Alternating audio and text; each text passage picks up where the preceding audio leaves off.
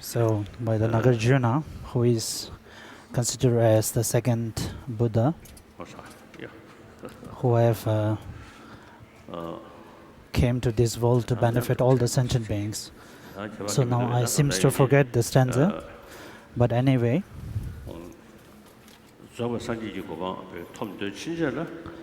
So, if one wishes to attain the state of Buddhahood, then one needs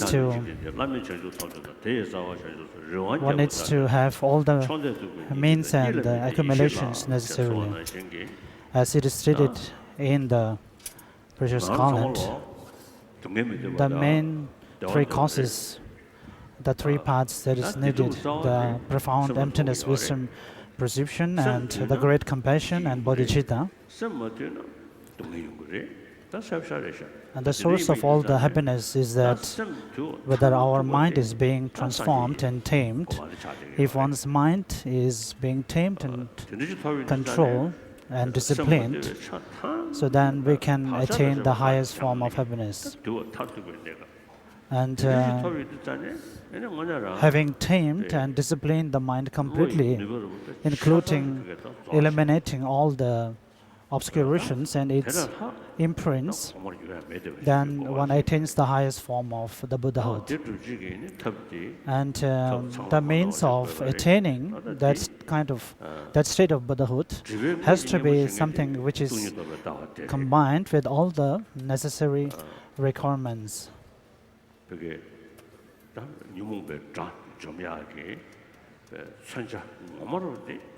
And the greatest antidote to destroy the afflicted emotions is the understanding of the profound wisdom. And with the help of this profound wisdom understanding, one will be able to clear the obscurations to the omniscient mind. And in order to attain that, we need to have the backing of the bodhicitta, the ultimate bodhicitta, which is also the understanding of the profound wisdom, the profound emptiness. And if you have the wish to attain enlightenment in order to liberate all the sentient beings and clear their sufferings, so the greater force of that kind of intention is your intention to attain the omniscient minds will also increase. And such a kind of bodhicitta, which is also dependent again on the mind of compassion and also the understanding of the profound emptiness, and these three are the means to attain the highest form of Buddhahood. And now we have attained the higher rebirths of human with all leisures and advantages. And also we have the power to discriminate between the wrong and the right and the positive and negative. Even though you have the power to discriminate between the negative and positivity, but it also depends on where you use it and where you utilize it, whether you use it in the right way or the wrong way. But if you utilize it just for the material things and without being able to tame your mind well, and of course it is good if you can. It is good that you can use the kind of wisdom for general use and for material progress. But if you lack the real mind of a mind that wish to benefit other sentient beings, then of course there is a great danger that you might make mistakes, and it may become a source of indulging in negativities, and it will become a source for oneself, which leads to the sufferings and other bad things. So through your mind of discrimination or with the power of wisdoms, and if you have planned many things in a head, and with that if you accumulated a lot of negative karmas, then at the end it will result in you having needed to repent and regretful at the end of the life. So that power of wisdom, the discriminating awareness wisdom within you, you have to utilize it in a positive way. So in this world, which is where there are a lot of different philosophy and traditions, and each tradition teaches about the compassion and the love, and each teaches about the commitments and the rules that one has to be abide. And all of these teachings and advices and commitments are used in order to generate beneficial qualities in all the human being. But how to turn or how to use these qualities and facilities in order to benefit other sentient being is also depends on how you use your wisdom. So if one is able to use these things in order to benefit all the sentient beings, and there are the qualities, there are a lot of qualities, the ordinary, the immediate ones, and the ultimate ones. So we are very fortunate to having met with such a kind of teaching, and even for such kind of teachings by Buddha. And at present, that Buddha's teaching, which are currently existing on this world at that moment, is basically based on the 3 trainings, and also the 2 vehicles, the great and the Theravada traditions, both based on the practice of 3 trainings. It has to be based in this way. It's both similar. And here, that Buddhism in Tibet, the Tibetan Buddhism, which is collective of all the Vajrayana and Sutrayana teachings.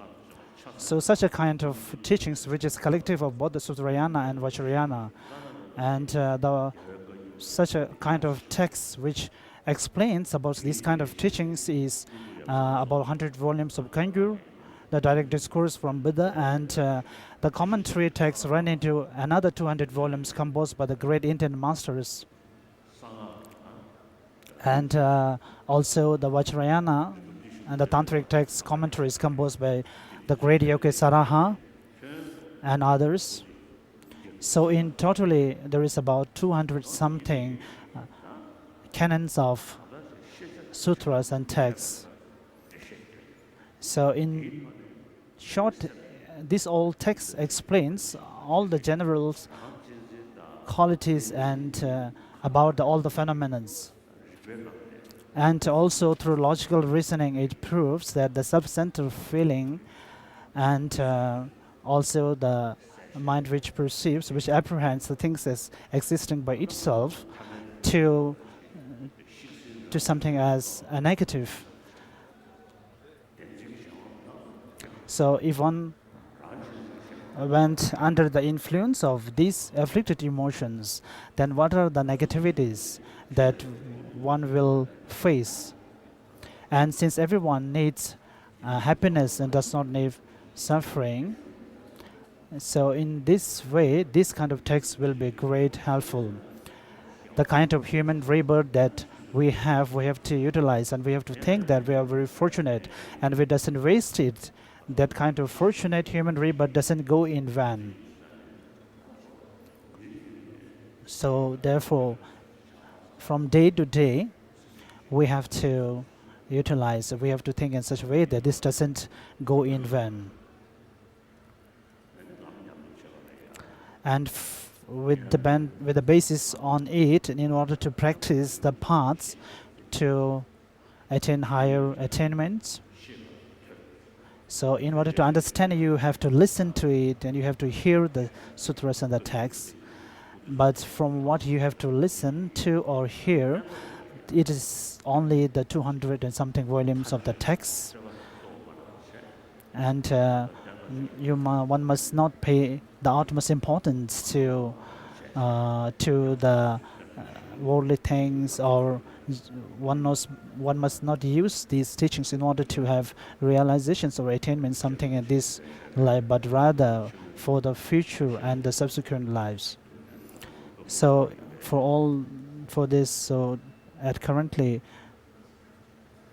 the summarize or the short transmission about the Lamrim teachings by Lama Tsongkhapa is the thing to be given now. As I have discussion before, So between them, when you have some time in the morning and the evening, you must go through again and again. And are you doing that? It is very important. And even today, when you are listening to the teachings and the transmissions, even though do not have much understanding and even there is not much time, but when there is some the difficulties and importance, I'm trying to explain a little bit. And of course, and as a kind of lineage, whatever we have, the kind of lineage which comes from our masters. But in reality, there are a lot of changes now. And since from Tibet, now we are in India as a refugee. And I've written to the praise of the great 17 Indian masters that when there is the highest material progress and development, there is usually a huge source of distraction due to the material progress and development. Even among the monks, when they do the studies and practices in the monastery, but at the end they leave the monastery. Even few, they wanted to attain the Geshe degree as soon as possible time, but after they attain the Geshe degree, their main ambition and the goal was to earn money and dollar. Even in India, they doesn't feel much attached to India also, because the Indian rupee is not so powerful, and compared to that, the dollar is more powerful. So therefore, they are trying to find ways to go to overseas, how to finding different ways, even paying money and gifts. So if one indulges in such kind of things, then it's a great mistake. Having studied in a monastery for so long, the best goal that one is to attain is to have the highest attainments possible in this lifetime. If we have a look at the lineage of the masters, we can see it through their lifelong history how they have worked hard in the earlier part of life, and at the end of the life how they have attained these kinds of states. As stated by Kyabdru Norsang in his prayers, and also he's the master of second Dalai Lama Jindun Gyatso. And first he studied the text for many years, and later he went to retreat and meditative in the mountains for over 40 years. And as it is written in one of his writings, that if he practiced well, then he will be attained the highest attainment of Buddhahood at the shortest time. So they are by themselves disciples and guru. And having studied the text and meditating about it, with the power of listening to and reading the text, he's been able to clear or eliminate the wrong views and attain the highest wisdom. And he went to the remote areas in the mountains where there are no other people to be seen, and practice.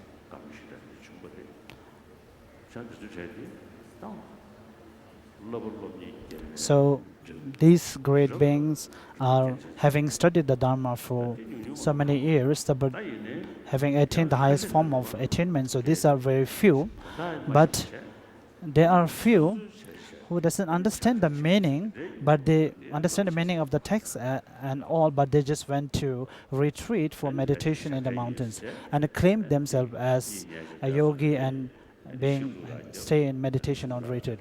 Then just spend the time in the mountains doing some tailoring things, stitching things, or just sleeping. So it's of no use. So for having a great meditation, it's very important that we have a great hearing or listening to the text first.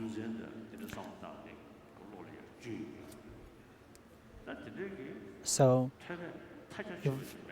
if one do not have the vast hearing or listening to the text and understanding of the scriptures, so if you have the small and the minimal hearing or understanding, that with that, if you just spend the whole day again and again, it won't be of use.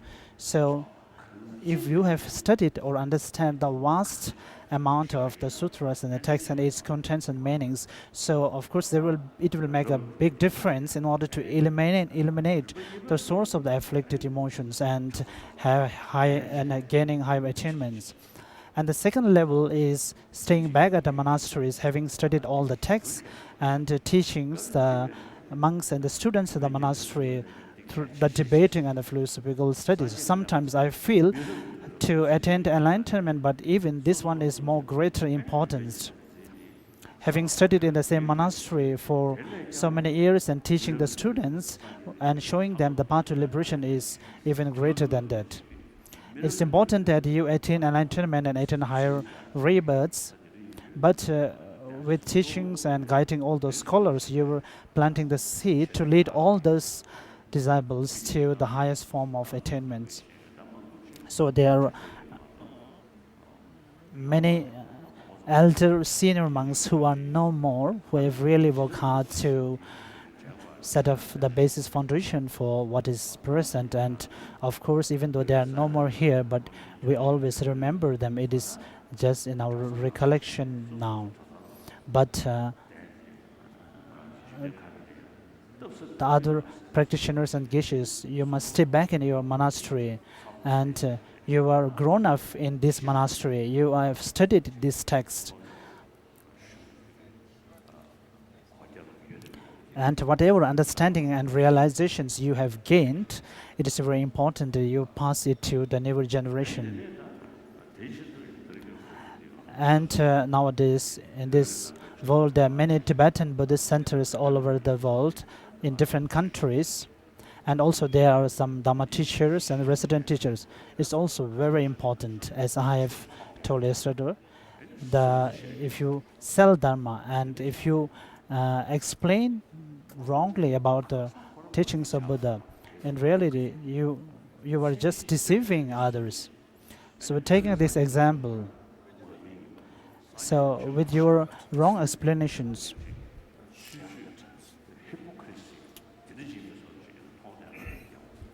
so with that, if other peoples get a notion that the Buddhism in general, which is prevalent in Tibet, has some mistake or not correct, then it will bring a bad image to the teachings in general. So therefore, those teachers who are there must have a huge responsibility, and they must be aware of that. So if one is able to do all things properly, then as Lama Tsongkhapa has stated, that where the Buddha's teachings has not arrived and where it arrived but declined, may I be able to spread the teachings of Buddhas once again. So it's very important for everyone to visualize in this way. And if the monks, all of you here, doesn't come to the monastery just to have a living or just to find your daily life or just to find your food, it is not that.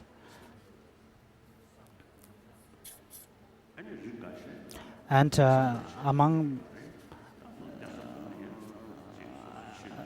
some monks, sometimes they're disrobed, but even though they are disrobed, but whatever you have studied in the monastery, it is important that you have not forgotten that understandings and qualities.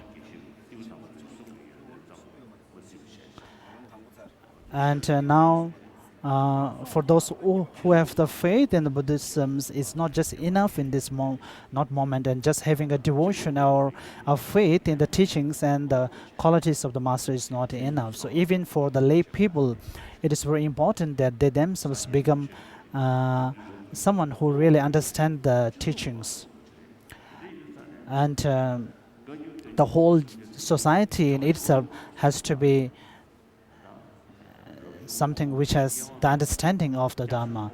And the teachings of Lord Buddha, which runs a 200 volume, is not just being taught for the monks, but in all the practitioners. And since all those texts and sutras are meant for all, except for some Vinaya texts, which are not meant for all, so other than that, all the texts, there are no discriminations. So it is meant for all the devotees, irrespective of whether they are monk or lay people. But those, of course, who are studying in the monasteries, they go by each word and sentence. It may be difficult for the layperson to have such understanding by word and sentence, but it's important that they have a general understanding about the scriptures in. So, as I used to say about 21st century's Buddhists, so if not that, if you have so many sources of distractions in this materialistic development era, and inside, if you do not have the real understanding and realization, so then the levels and the weight will not be at par. So now in order to give a short transmission of the Lamrim Chemo, the great treatise on the path to enlightenment.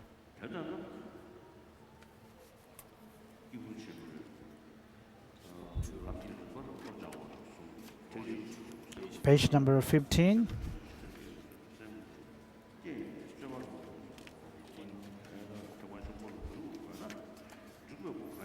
Training the mind in the stages of path for persons of great capacity.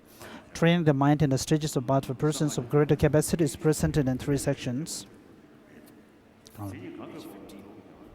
Page number 15. Showing that developing the spirit of enlightenment is the only entrance to Mahayana. How to develop the spirit of enlightenment. How to learn the bodhisattva deeds after developing the spirit of enlightenment. Showing that developing the spirit of enlightenment is only entrance to the Mahayana. Given that you should enter the Mahayana in the above mentioned manner, what is the entrance? The conqueror taught that there are no Mahayana vehicles other than the perfection vehicle and the Tantra vehicle. Whichever of these two you enter, the only entrance is the spirit of enlightenment. Once you have generated this spirit in your mind, you are recognized as a Mahayana practitioner, even though you may not have generated any other good quality. When you separate it from the spirit, no matter what other good qualities you may have, such as the knowledge of emptiness, etc., you lapse from the Mahayana, falling to the level of a Saraka and the like. This point is taught in many Mahayana scriptures and also proved by reason. The initial entrance into the Mahayana is determined by the development of the spirit alone. A subsequent departure from the Mahayana is determined by its loss alone. Hence, being a Mahayana practitioner or not is contingent upon the existence or non-existence of this spirit. You become a conqueror's child immediately after generating this spirit.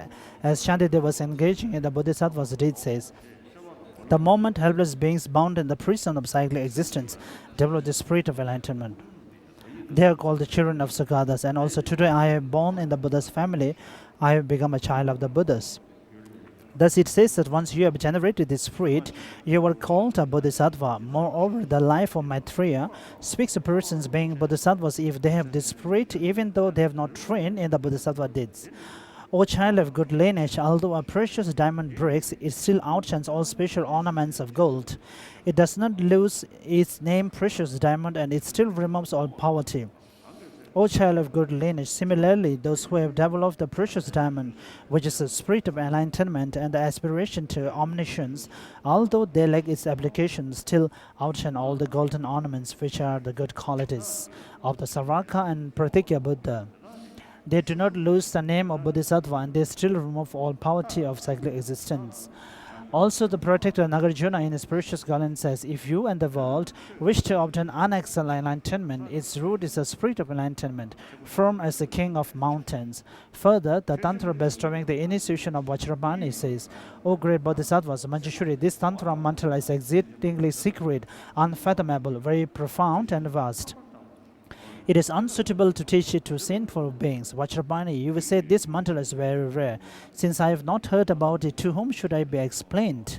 Vajrapani replied, O Manjushri, once those who have entered meditation on the spirit of enlightenment have attained it, Manjushri, these bodhisattvas who practice the bodhisattva deeds, the door to Tantra should enter into the Tantric mandala of the great sublime wisdom initiation.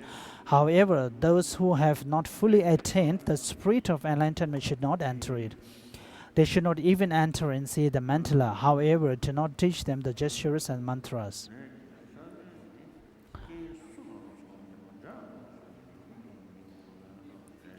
On page number 17. Aspiration to the supreme vehicle is the seed. Wisdom is the mother for generating the Buddha qualities. Thus, the spirit of enlightenment is like the seed of father, and the wisdom which knows selflessness is like the mother. For example, since a Tibetan father cannot have a boy who is Indian, Mongolian, and so forth, he is specific cause of the child's lineage, whereas a Tibetan mother can give birth to a variety of boys and is therefore the general cause of her child. And the Sarvakas and Pradikya Buddhas also Tibetan wisdom, for the protector Nagarjuna in the praise of the perfection of wisdom says, the path of liberation upon which the Buddhas, Pradikya Buddhas and Sarvakas definitely rely is just this. It is certain that there are no doubts. The perfection of wisdom is the mother of both Hinayana and Mahayana disciples, for it is also spoken of as a mother. Consequently, do not distinguish Hinayana and Mahayana by the wisdom that knows emptiness, but by the spirit of enlightenment and the greatly effective bodhisattva deeds. Nagarjuna's precious garland says, since the aspirational prayers, deeds, and the complete dedication of the bodhisattva are not explained in the Sarvaka vehicle, how then could you become a bodhisattva through it? Thus, he says that you differentiate these vehicles not by philosophical view but by deeds.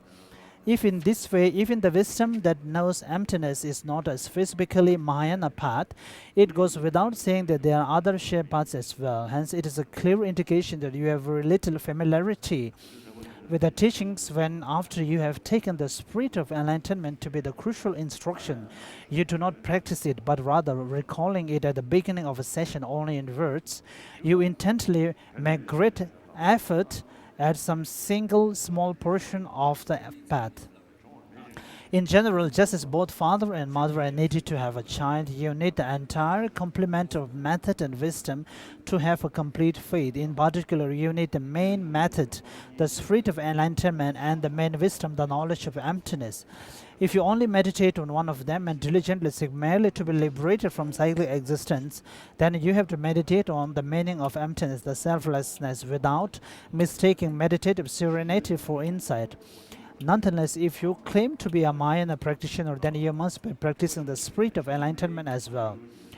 While you need wisdom to prevent falling into the extreme of cyclic existence, and you need compassion to prevent falling into the extreme of peace, so wisdom does not prevent you from falling into the extreme of peace. As the Venerable Maitreya says in his ornament for clear knowledge, through the knowledge you do not abide in cyclic existence, through compassion you do not abide in peace. If you are a Mahayana practitioner, you must practice the spirit of enlightenment, because even in the Hinayana you do not fall into the extreme of cyclic existence, and the main thing to be prevented on the Bodhisattva path is falling into the extreme of peace. When the Conqueror's children who validly interpret the commentaries on the Conqueror's intended meaning generate just this precious spirit in their minds, they are amazed and think, such a marvelous path has arisen. However, they do not have this same feeling when they attain a slight good quality pleasing to ordinary persons. Engaging in the Bodhisattva deed says, this altruistic spirit which is not born in others, even for their own sake, is a special jewel of the mind, bringing an unprecedented wonder. And also, is there any virtue equal to this? Is there any such friend? Is there any such merit? And also, I bow down to the body of anyone who has generated the sacred jewel of the mind, and it is the quintessential butter churned from the milk of the sublime teaching.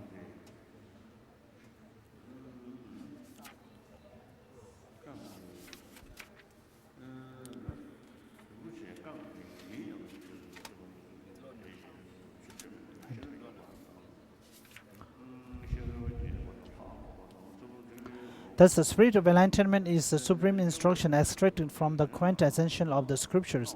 Therefore, although the glorious Atisha held the Madhyamaka view and his teacher Selingpa held the Sautantrika view, Atisha attained the spirit of enlightenment by depending on him, and therefore took him to be the kindest of his gurus. If those who know the core of scriptures look at this part of Atisha's biography, you will gain a great understanding of a key point of the path. If you generate this spirit in an uncontrived manner after making much effort, you will be imbued with the spirit of enlightenment, and then even giving a tiny morsel of food to a crow will be considered a bodhisattva deed. However, if you lack this spirit, even offering a universe of 3 billion volts seems filled with jewels will not be considered a bodhisattva deed. Likewise, actions such as the perfections from ethical discipline through wisdom, as well as meditation on yourself as a deity and meditation on the channels, winds, drops, etc., will also not be considered bodhisattva deeds. If your precious spirit has not been actualized, the key point of the practice, no matter how long you try to cultivate virtue, you will not accomplish much. It is like cutting grass with a very dull sickle. And the wish to benefit other beings like bodhicitta is, as I have explained yesterday, even if it is seen by animals or human beings, it's the source of all the happiness. So such a kind of wish or intention to benefit others, which is the bodhicitta, has to be combined with the wisdom as means of wisdoms. So such a kind of mind,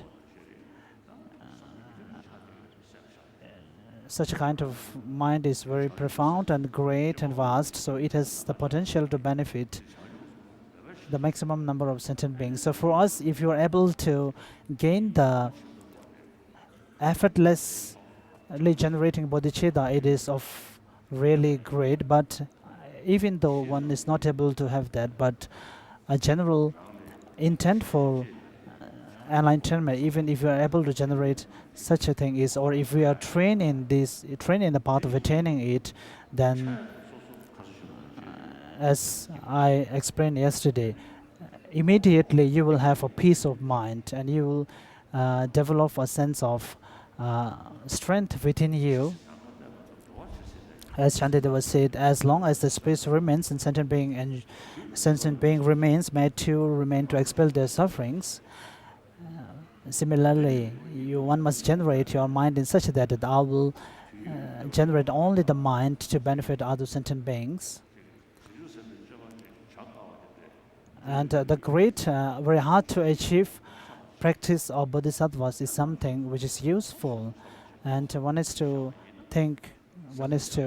recollect in mind that it is something which is practiced by the bodhisattva, and I have been also able to follow it.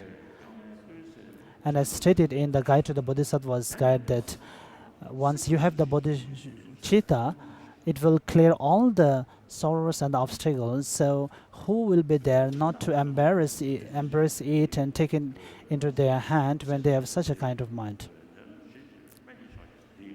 And the bodhicitta is the source of the medicine to cure all the illness, and also the means to liberate all the sentient beings from low realms. And also it is the nectar out of all the taste, and also the butter which we churn from the milk. So there is nothing greater and more important to practice than this, which has been explained by the Buddha.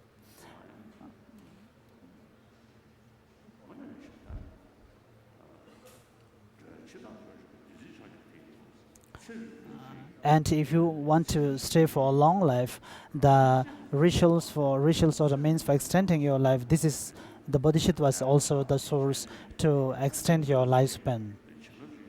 And if you indulge in rituals to extend your life, of course, there may be some blessings and beneficial, but rather, if you generate a mind of serving or benefiting others, as I explained yesterday, but in reality, how much your mind is of the noble cause, and how much your mind is pure in terms of benefiting others. So with the result of that, your immune system will be even stronger to fight against the illness. And if you have a constantly hostile against others, and if you constantly or frequently generate a mind of hatred and hostility against others, your immune system will also degenerate. And nowadays this is also explained by the medical practitioners. So the bodhicitta is said to be the means for extending your lifespan is also true. And in order to cure the illness, it's also a means of medicine, the bodhicitta. So if you have such a kind of mind, the illness won't occur to or come to you. Even if you have such kind of illness, but it will be cured at this shortest possible time. And now since our mind stream is under the influence of afflicted emotions, but even though from now on itself, if you train in the mind wish to benefit others, including benefiting even the small insects and animals, let go of the human beings. So if you strive in this mind to benefit the maximum number of sentient beings, then the daily life and whatever time is something you have to visualize as being useful. And also the attainment of course, the attainment of nirvana or the omniscience mind is actually getting nearer and nearer each day. And also to generate the understanding of profound emptiness or the generate such a kind of wisdom is also near. Sometimes it may be a kind of boast to say that even though our body is by nature a suffering which clings to the samsaric world, but our mind can be very near to nirvana, at peace. So therefore, the arahats were liberated from the samsara, who has eliminated the afflicted emotions, and they have done a great deed of the eliminating the afflicted emotions. But in terms of benefiting other sentient beings, it's not so great. They eliminated the afflictions in order to benefit himself. So of course, it's something to be admired. But reality, in terms of energy and strength, it's not so high. As it is prayed that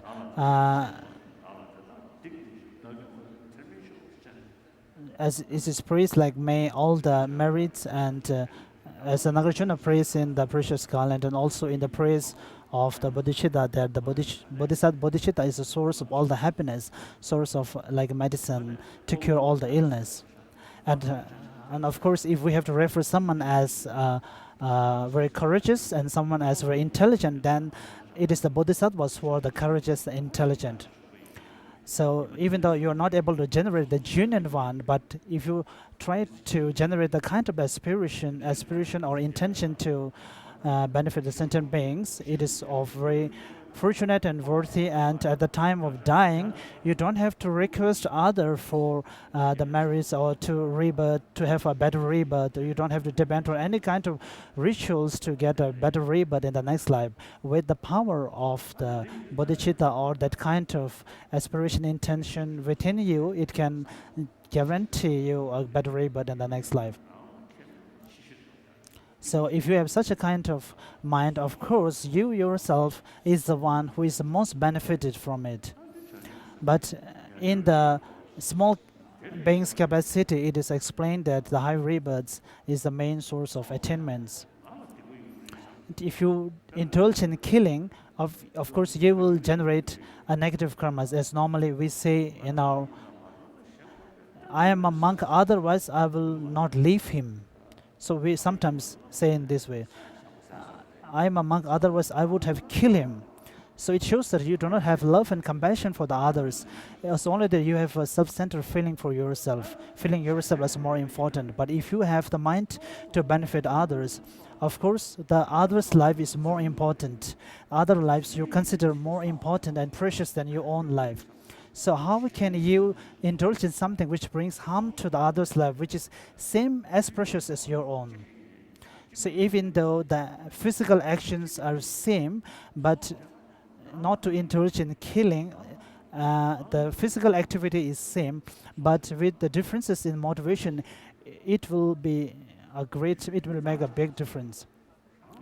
If you do not indulging in such kind of negative actions, because you will feel sad or suffering, and not to indulge in such things, caring about other precious things, then of course, even though these two activities are at par, but through the motivation, it will make a big difference. So similarly, indulging in telling lies or harsh words or even rape, so all these negative activities, indulgence in negative things, is that the other person is to indulge in such activities towards other person is not appropriate, because that other person is the same as precious and important and sacred as your own.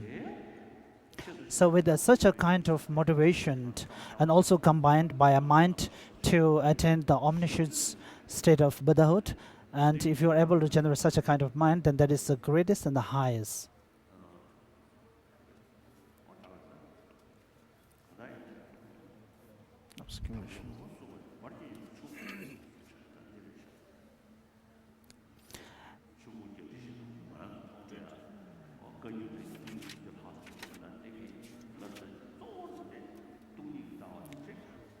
So the main advice that or the nectar of the teachings that we have to derive from the 200 volumes of Buddha's teaching is to the bodhicitta to benefit other sentient beings as much as possible. Even for myself, being the guru and the lama, facing you from the throne, trying to practice as much as possible in this, and you all have to follow the same.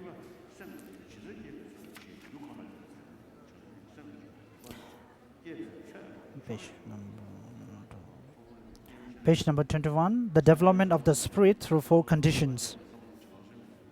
Sorry, page number 20, how to develop the spirit of enlightenment. How to develop the spirit of enlightenment is explained in 4 parts. How the spirit of enlightenment depends on certain causes to arise, the stages of training in the spirit of enlightenment, the measure of producing the spirit of enlightenment, how to adopt the spirit of enlightenment through its ritual. How the spirit of enlightenment depends on certain causes to arise is explained in 3 parts. The development of the spirit through the 4 conditions, the development of the spirit through the 4 causes, the development of the spirit through 4 strengths.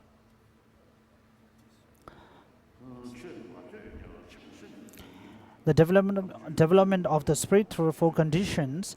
You develop the spirit of enlightenment either by seeing for yourself the inconceivable power of Buddhas or Bodhisattvas, or by hearing about them from a reliable person and then thinking, this enlightenment in which they abide or which they pursue is very powerful. Although you may not have seen or heard of such power in this way, you can develop the spirit by listening to the scriptural collections which take unsurpassed enlightenment as a point of departure and then aspiring to the sublime wisdom of Buddha.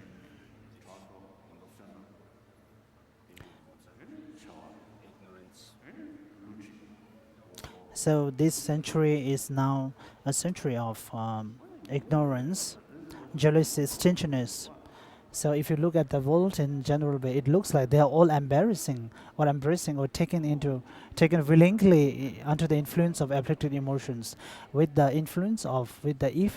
effect of afflicted emotions, all the troubles and the problems all over the world arises. When somebody goes under the influence of afflictions, emotions, then of course one ends up indulging in negativities. So all the negativities actions arises from the sources of afflicted emotions. Although you have not seen the decline of the teaching, you think it is difficult to generate the spirit of enlightenment of even a Sarvaka or Pratigya Buddha in these terrible times in which there is a preponderance of ignorance, shamelessness, lack of embarrassment, jealousy, stinginess, and the like. Concerning how the spirit of enlightenment arising from these 4 conditions, it is said that they inspire you to attain great enlightenment, so a desire to attain enlightenment arises. The ways in which this happens are as follows. After you see or hear about supernormal powers, you are avid, thinking, I will attain such an enlightenment, then generate the spirit of enlightenment. Through hearing about the good qualities of a Buddha from an instructor, you first develop faith, and then there arises a desire to attain these qualities. On finding the thought of decline of the Mahayana teaching unbearable, you develop the desire to attain a Buddha's sublime wisdom. In regard to this last point, you see that if the teaching does not disappear, the suffering of living beings can be stopped. So even though your objective is indeed to remove suffering, nevertheless, the principal condition for the spirit of enlightenment arising is your inability to bear the fact that the teaching might disappear. Otherwise, this way of developing the spirit will reveal the explanation of how the spirit arises in dependence on compassion. After you see how rare this most purposeful spirit is, you develop a desire to attain Buddhahood, spurred on principally by this awareness. With regard to the 2 components of the spirit of enlightenment, the desire to attain enlightenment and the aim of welfare of all beings, this 4 development of the spirit of enlightenment is established in terms of producing a desire to attain enlightenment and is not established in terms of aim. Without the desire to attain Buddhahood that comes from cultivating faith in the Buddha's good qualities, you cannot overcome the sense of contentment that thinks peace alone is sufficient to fulfill your own aims. The desire to attain Buddhahood on account of training and love and compassion and seeing the fulfillment of others' aims as a necessity can eradicate the sense of contentment that thinks your peace alone is sufficient to fulfill others' aim, but cannot stop the sense of contentment that thinks peace is enough for your own aims. Besides this desire to attain Buddhahood that comes from cultivating faith in the Buddha's good qualities, there is no other way to stop the sense of contentment that thinks your peace alone is sufficient to fulfill your own aims. Indeed, you do need to overcome the sense of contentment that peace alone is enough to accomplish your own welfare, because Hinayana practitioners who are merely liberated from cyclic existence have only a partial elimination of faults and a partial knowledge, and thus lack the perfect fulfillment of their own aims. These practitioners are liberated from the problems of cyclic existence, but not from the problems of peace. So now we have to understand what we have to say, like the new practitioners who does not have real understanding about the text. When we say to consider others more importance to you, which some people take it as something to disregard, not to pay any importance to self. And also, when some speaks about compassion, they means to consider others as more precious and important, but do not have any consideration for self.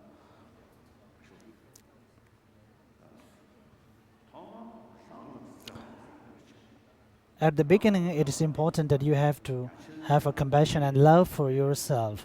And with that kind of mind, then of course, you have to generate the equanimity mind towards you and the other beings. So if you do not have the love for yourself, it is impossible to generate the mind which wants to benefit other sentient beings. But how you have to love yourself, how you have to feel compassion for yourself. So you should not do it in a foolish way. When you say to consider yourself precious, if you just think merely about yourself, when you do not understand that your happiness and enjoyment is also related to others, and also that your happiness is also arises in relation to others, and also the higher rebirths of human rebirth and all these things also arises from others. In this life, for example, your clothes and your foods and every daily necessities also depend on other people.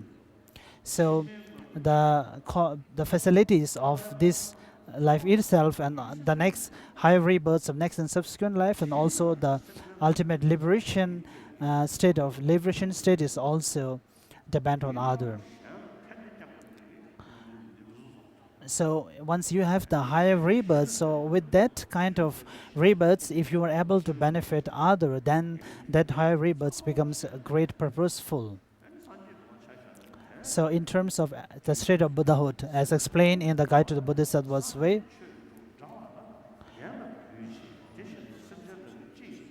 so since Buddha is considered as the source of all the virtues and all the sentient beings pray to the Buddha, but Buddha emerges from the sentient beings, so why don't you being respectful for the sentient beings? So others is the source of happiness and joy for you. So if you benefit the other, which is the source of all your joy and pleasant emotions, so of course you will gain happiness. So some people who does not have a good understanding about exchanging the self with others, they let go of the self. So this is not the right way to do.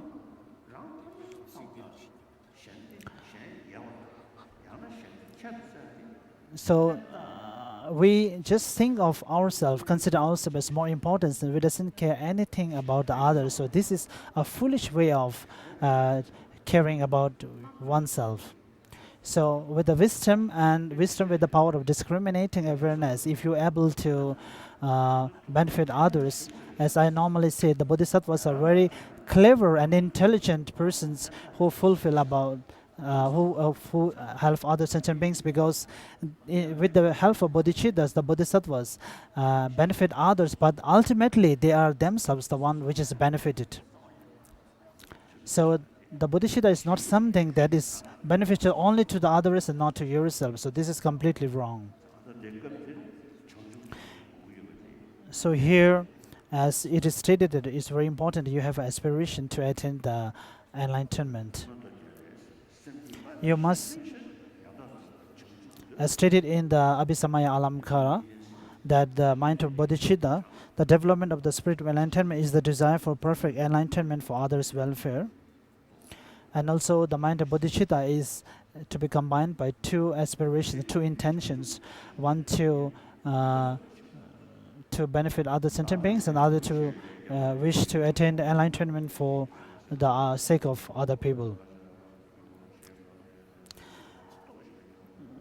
Page number 24. The development of the spirit through four causes. You develop the spirit of enlightenment through relying on a perfect lineage, being sustained by a teacher, compassion toward living beings, not being disheartened by the difficulties of cyclic existence. The development of the spirit through four strengths. You develop the spirit through relying on four strengths: the strength of yourself, the desire to attain perfect enlightenment through your own power; the strength of others, the desire to attain perfect enlightenment through others' power; the strength of the cause, developing the spirit by having been familiar with the Mahayana and now merely hearing preached of Buddhas and Bodhisattvas; the strength of the application in this life, being accustomed for a long time to such virtuous activities as relying upon an excellent being and reflecting on the teachings you have heard. Furthermore, Asanga's Bodhisattva levels says that after you depend on the four causes and four conditions, you will generate a firm spirit of enlightenment if you develop it from your own strength or from the strength of the cause. It is not firm if you develop it from others' strength or from the strength of application. Once you have understood well that the teaching in general and the Mahayana teaching in particular are about to disappear.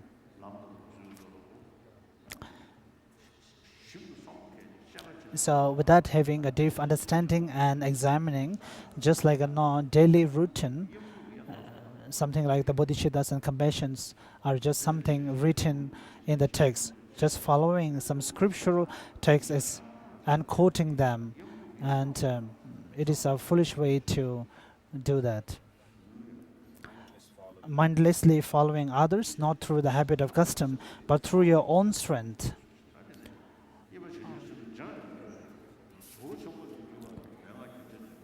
On page number 26, compassion, the entrance to the Mahayana. The stages of training in the spirit of enlightenment. The training in the spirit of enlightenment has two parts. The training based on the seven cause and effect, personal instructions in the lineage descended from the great elder. The training based on the teachings of the conqueror's child, Shantideva.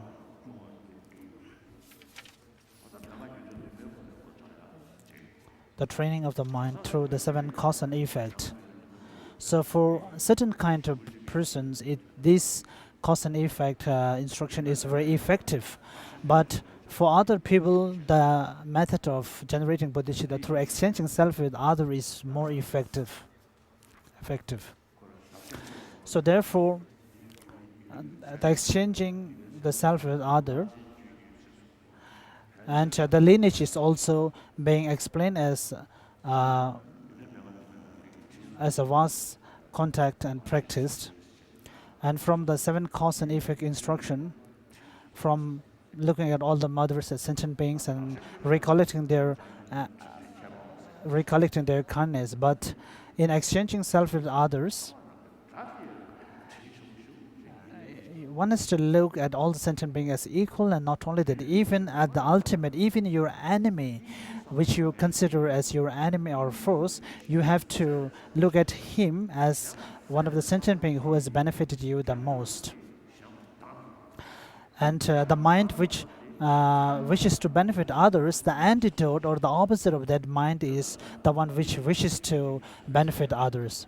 So therefore, for one to have a practice of compassion, it is important that the practice of patience the practice of patience should be there. So patience is not something to be practiced against your teacher or your families or someone who helps you or who loves you. The practice of patience is to be practiced against someone who makes you angry or who is hostile against you. So the enemy is the one to whom you have to practice the perfection of patience.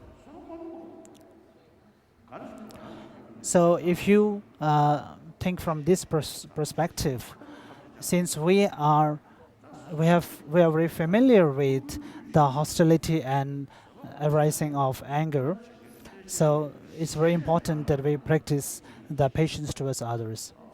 But patience means not to harm others at any cost, and the term anger or the shedang itself appears like someone is hostility from itself. But that kind of person who appears innately hostility towards you, but one has to think that it is all created from your mind, and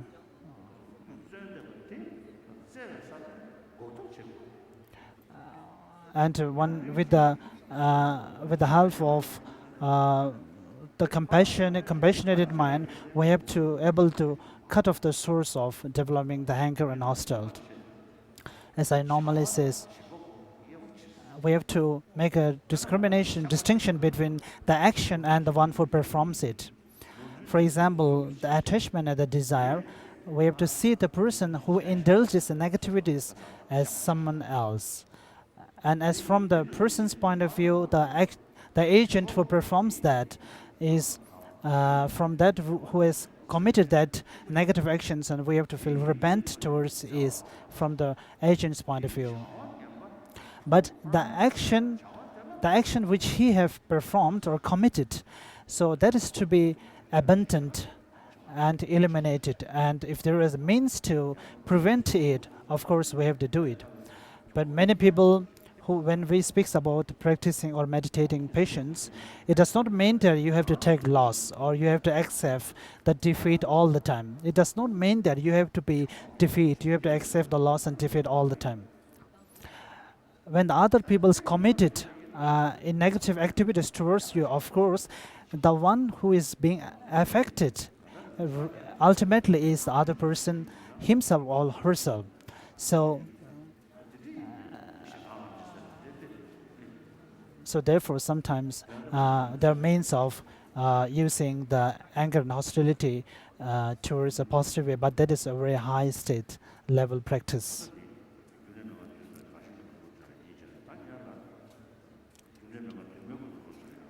So first, practicing through the 7 cause and effect instruction.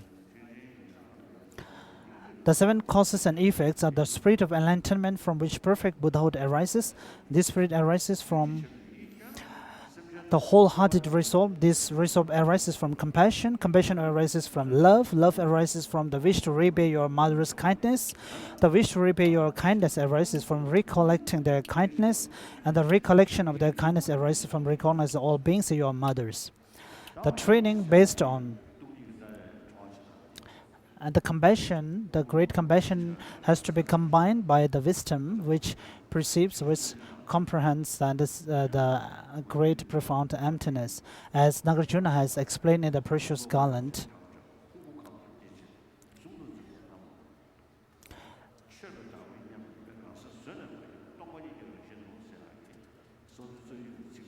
as with the also the Goya Samuja root commentary text also reads that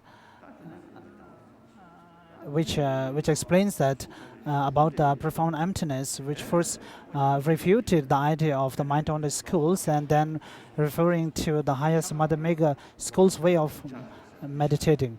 And here, when they speaks about attachment, the attachment refers to the compassion, as is stated in the commentary text of Abhisamaya Alamgara, that being attached to the sentient beings one generates the highest form of compassion.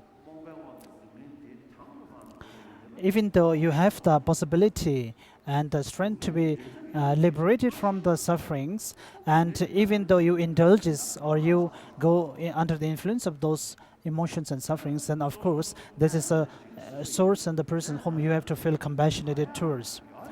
If the cure, if a certain kind of illness, if we see the cure for that, of course, then we have to find the ways to to cure it. But if the illness is something which cannot be cured, then there is no remedies that or medication that we can find. Of similarly, when we understand that the suffering in those sentient beings is something which can be stopped or which can be eliminated by practicing, so in this way, we have to feel compassionate towards those sentient beings, so that their sufferings can come to an end.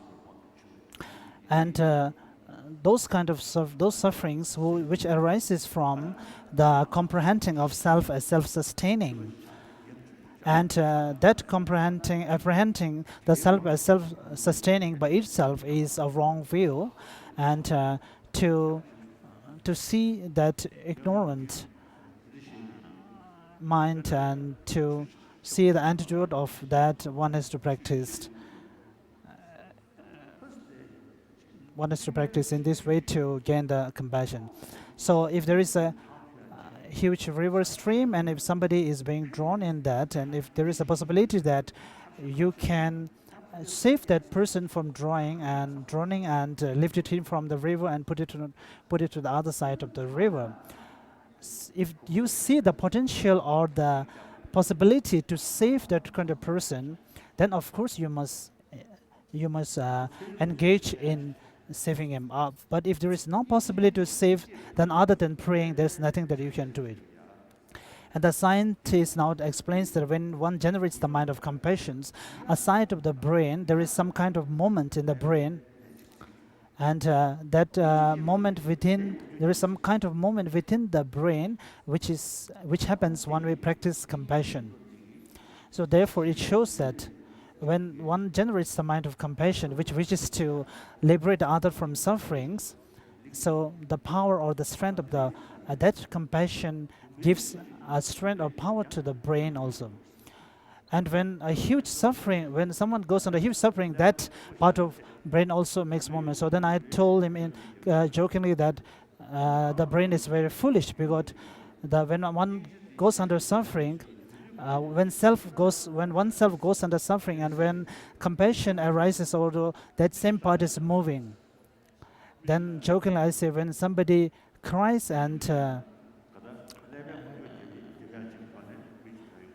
so when we cry, the eye drops, and this happens to sometimes even when we are under huge sufferings, we cry, and also when we are very happy, sometimes we accidentally cry. So the motivation is different. The first is extremely happiness, and the other is extremely sad, but the activities of brain is same. So I am telling the scientist jokingly that the brain is very foolish. If the brain is intelligent, then if the brain is clever, then when one is happy and crying, then the eye drops has to come from the right eye, and when it goes under the suffering, it has to come from the left side. Then we can make a difference between it, but it is not possible to make the difference here. The reason why I bring this topic here is that when we generated the mind of compassion, a part of the brain where there is a moment, this is that there is a certain kind of activity or the moment. So compassion, since it has the capacity to benefit others,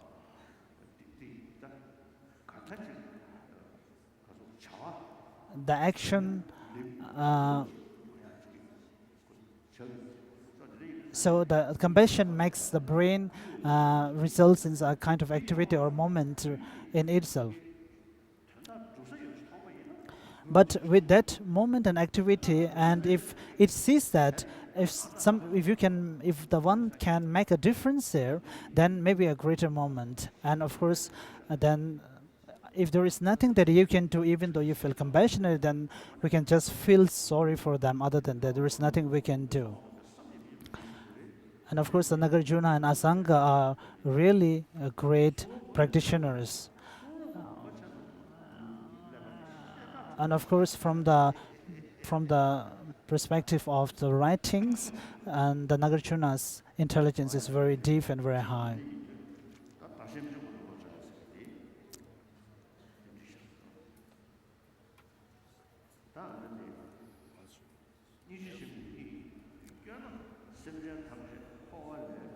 Once your mind is moved for great compassion, you will definitely make the commitment to free all living beings from cyclic existence.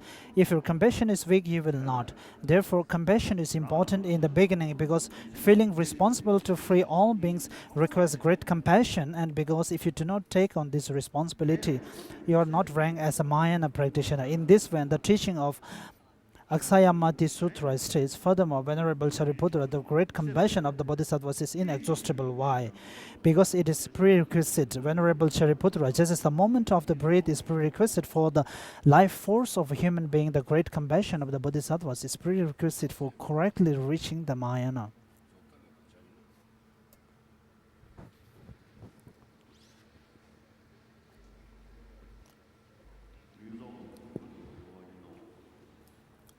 Also, the foremost of Gaia states, on page number 29, Manjushri, what is it that motivates the Bodhisattva's deed? What is its object? Manjushri said, Devadatta, the great compassion motivates the Bodhisattva deeds. Its object is living beings. Thus, compassion is the basis of engaging in the deeds because when you see that you will not live up to your commitment without training in the two vast collections, you set about the difficult work of amassing these vast collections.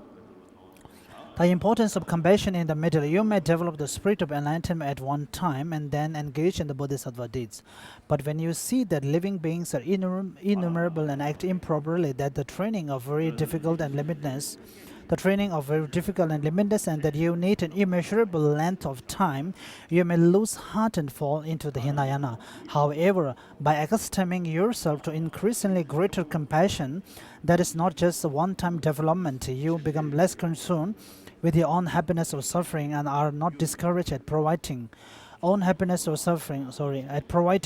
welfare. Therefore, you easily accomplish all the collection Kamalashala's first stages of meditation states. Because bodhisattvas are moved by great compassion, they diligently strive to be very helpful to others without considering themselves. Consequently, they engage in accumulating the two collections, which is very difficult, tiring, and requires a long period of time. As a seal of engaging and developing the power of Faith Sutra says, one who has great compassion will always take on the life of suffering and will always give up a happy life in order to help all beings to mature.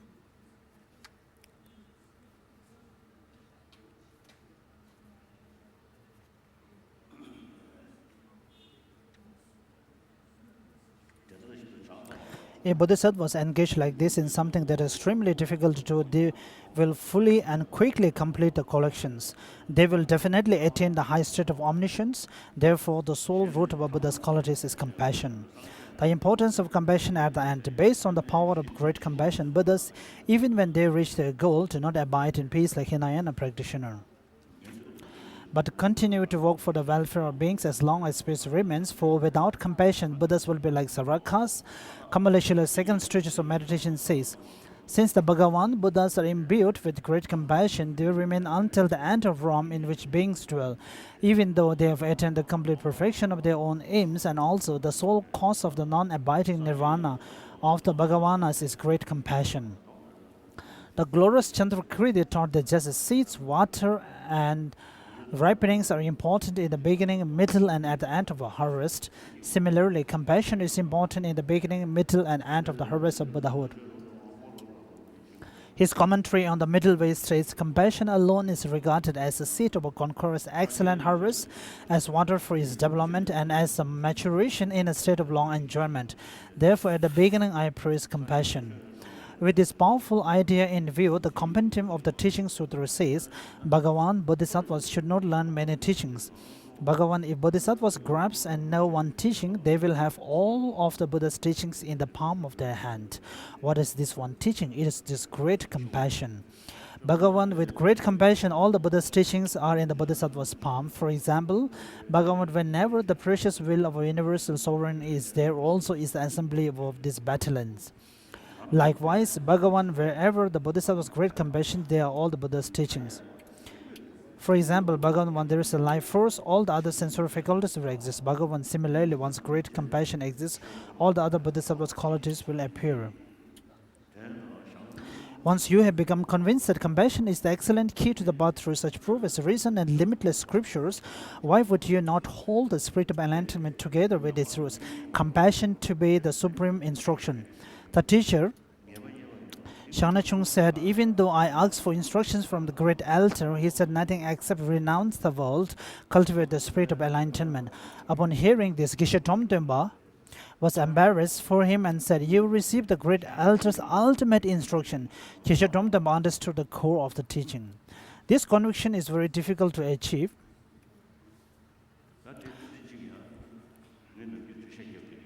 So I explain this in this way normally, and there is some importance to it.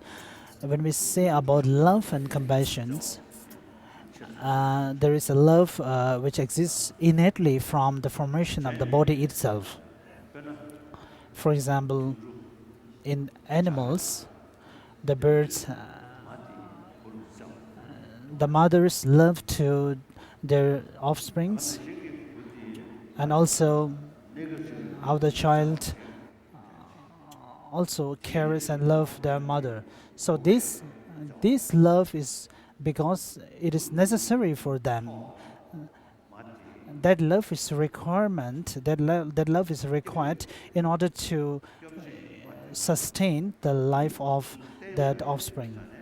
Since they depend on each other, so therefore the mother generally develops a sense of love and compassion towards the offspring. So this does not exist through the point of Dharma teachings.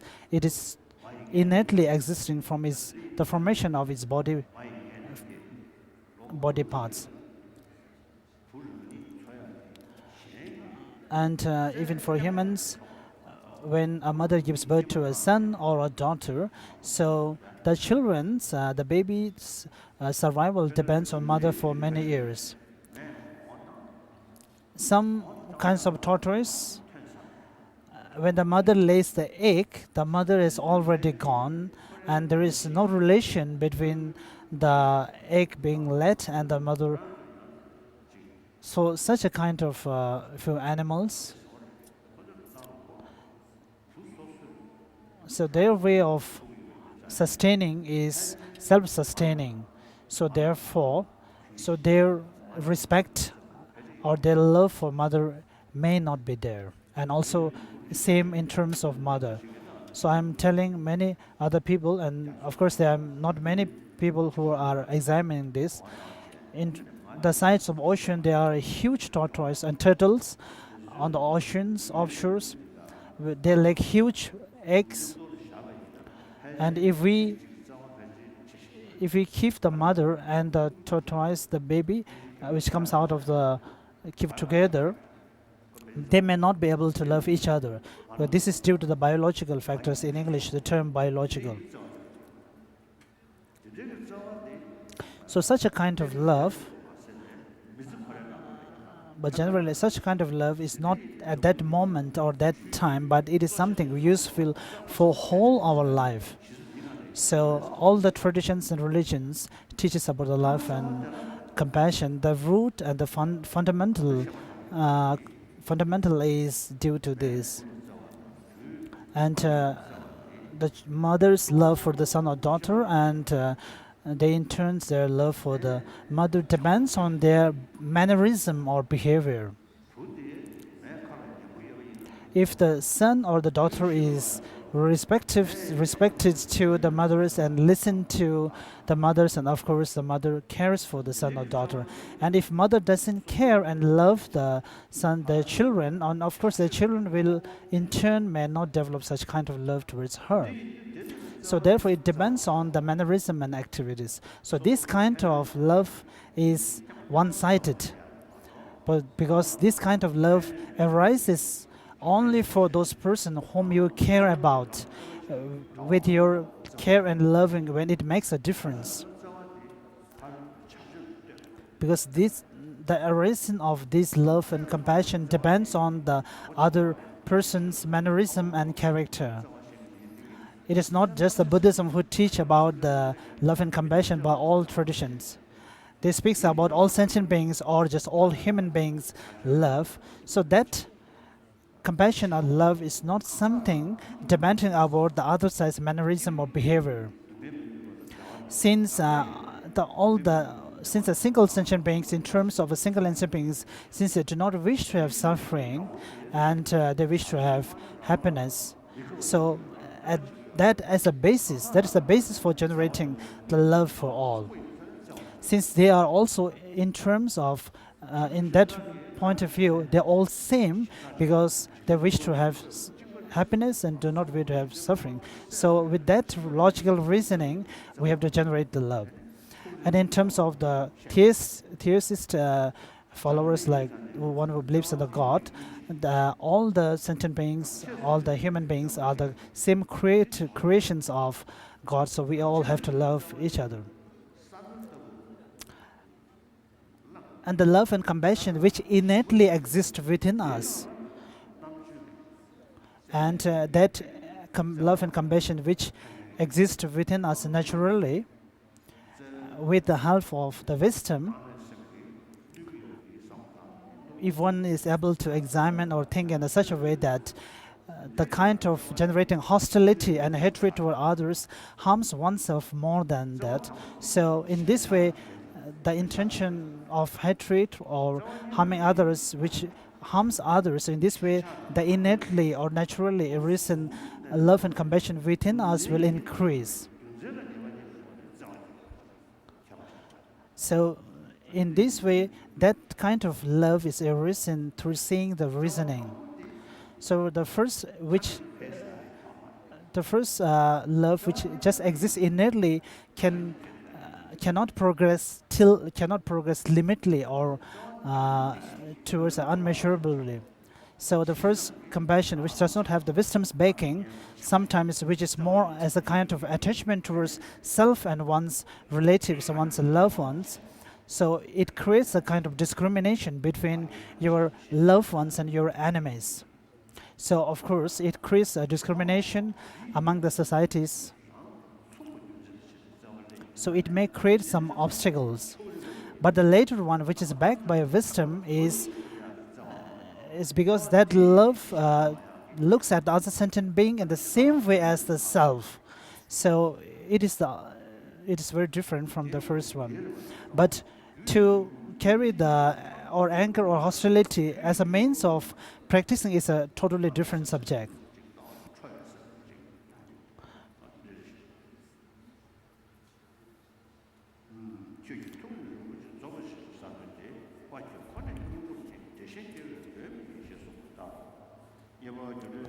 We're on page number 31. How the 6 other personal instructions are either causes or effects of compassion. The explanation of how the 6 other personal instructions are either causes or effects of compassion has 2 parts. How the first 4 personal instructions, recognition of all living beings in one murders, through the development of love, act as causes of compassion. How wholehearted resolve and the spirit of enlightenment are the effects of compassion. How the first 4 personal instructions, recognition of all living beings and one mothers, through the development of love, act as causes of compassion. In general, if you repeatedly consider the sufferings of living beings, you of course develop a simple desire to free them from suffering. However, to develop this attitude easily, strongly and firmly, you must first cherish these beings and have affection for them. For at present you cannot bear for your friends to suffer. You are pleased with your enemies' sufferings, and you are indifferent to the suffering of persons toward whom you have neutral feelings, who are neither enemies nor friends. You have the first attitude because you are fond of your friends. Commensurate with your cherishing of them, you cannot bear for them to suffer. When you cherish friends to a small or medium degree, you are only able to bear their suffering slightly. When you cherish friends a great deal, you clearly cannot bear for them to suffer at all, even if they suffer just a little bit. When you see enemies suffer, not only do you not develop a desire to free them from it, but you also think, may they not be free from suffering and suffer even more. This is due to your lack of affection for them.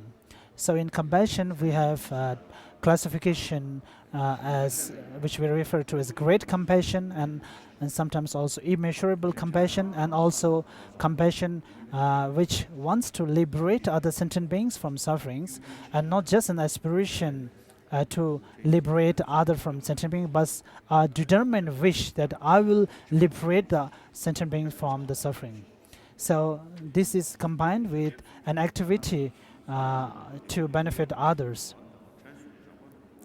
Being neither unable to bear nor pleased with the sufferings of a person toward whom you have neutral feelings results from you having neither affection nor lack of affection for them. Consequently, in order to have affection for living beings, cultivate the view that they are close to you, like friends or relatives. Since your mother is the closest person to you, cultivate the recognition of all beings as your mothers. Also, recollect their kindness as your mothers and develop the wish to repay their kindness. These 3 steps are how you learn to cherish and have affection for living beings. The result of these 3 steps is a love that considers living beings to be beloved, just as a mother considers her only child. This love gives rise to compassion. The causal relationship between compassion and the love, that is, the wish for beings to have happiness, is not definite. These 3 objectives, recognizing all beings as your mother, recollecting their kindness, and wishing to repay their kindness, are the basis for both the love that wishes beings to have happiness and the compassion that wishes them to be free from suffering. So you must make effort to cultivate these 3. The masters Chandrakriti, Chandragumi, and Kamalashila explained that cultivating the view that living beings are your friends or relatives is the cause of developing the spirit of enlightenment. How wholehearted resolve and the spirit of enlightenment are the effects of compassion. Once you develop compassion through a gradual training of the mind, you generate the desire to attain Buddhahood for the sake of all living beings. This should be enough. Why is it necessary to have step of developing wholehearted resolve in between developing compassion and generate the spirit of enlightenment? Although Sarvakas and Pratikya Buddhas have the immeasurable love and compassion wherever they think, if only beings could have happiness and be free from suffering, these non-Mahayana followers do not think, I will take on the responsibility to remove suffering and to provide the happiness of all living beings. Therefore, you must develop a wholehearted resolve that suppresses all other courageous thoughts. It is not enough to think, if only all living beings could have happiness and could be free from suffering. You must also wholeheartedly assume the responsibility of producing this yourself. Consequently, you should distinguish between these ways of thinking. The questions of Sakaramati Sutra says, suppose Sakaramati, a householder or a merchant, had only one son, and this son was attractive, beloved, appealing, and pleasing.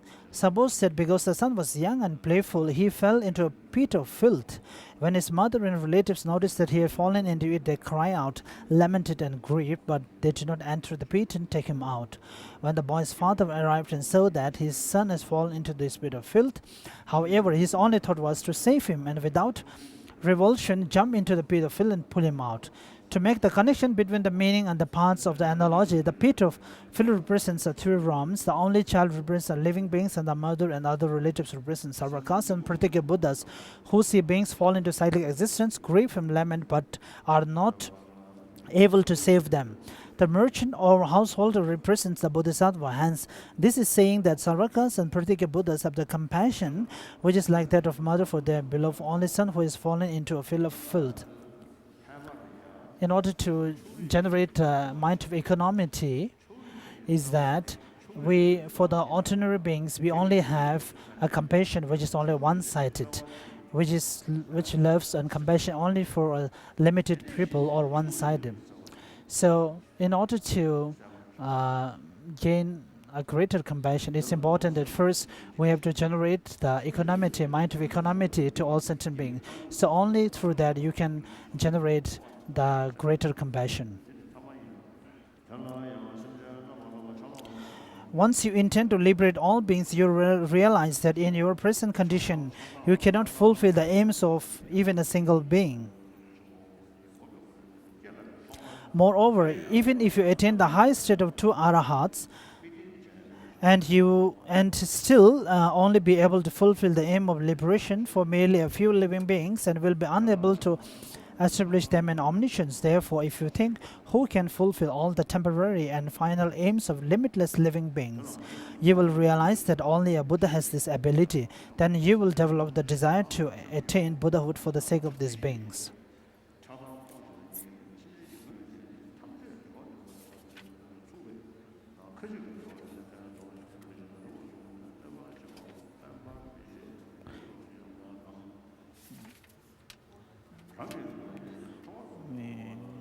We are on page number 37. Furthermore, with regard to attachment to friends, the daughter, like the finest Moon's Discourse Sutra, says, "Formerly I have killed all of you, and you have slashed and dismembered me. All of us have been mutual enemies and killed one another. How could you be attached?" In accordance with my previous explanation in the section on fault uncertainty, think about how all friends and enemies can quickly change. By thinking in this way, stop both hostility and attachment. In this context, your contemplation requires you to make the distinction between friend and enemy. In generally terms, we have a designation of enemy and friend. Having affection for all beings, Kamalishila, second stages of meditation states, moistened by love, your mind becomes like friable, fertile soil. When you plant the seed of compassion, it grows easily and bountifully. Therefore, after you infuse your mind with love, cultivate compassion. The love mentioned here views living beings with affection as if they were their dear children. By cultivating impartiality, you eliminate the unevenness in attitude that comes from the bias of your attachment and hostility, and your mind becomes like a good field. Kamalashila says here that if you moisten your mind with the water of love, which views all living beings with affection, and you then plant the healthy seed of compassion, you will easily generate great compassion. Understand this to be an extremely important point. We're in page number 39.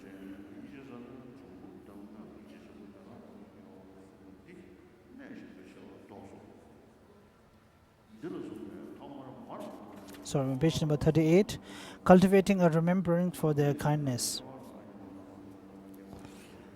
Buddha was said that after you have recognized all that all living beings are your mothers, you will quickly remember their kindness. If at first you cultivate a remembrance of your mother's kindness in this lifetime, do so in accordance with his presentation as follows. Imagine your mother clearly in front of you. Think the following a few times.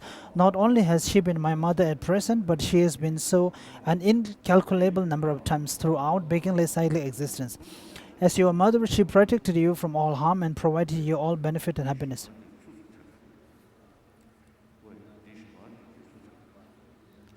Please bring the side table limb a little bit closer till here.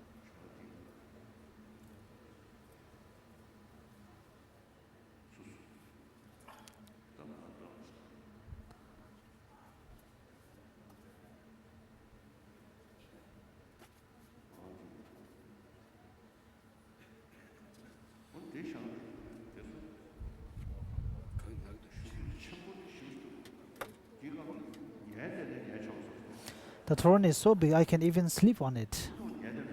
Sometimes I think it's better to sleep. You can also fall asleep. I will sleep on the throne.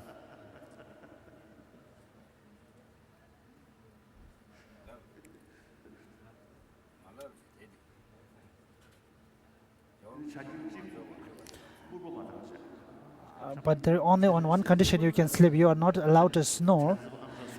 If you snore, then your neighbor people will be disturbed.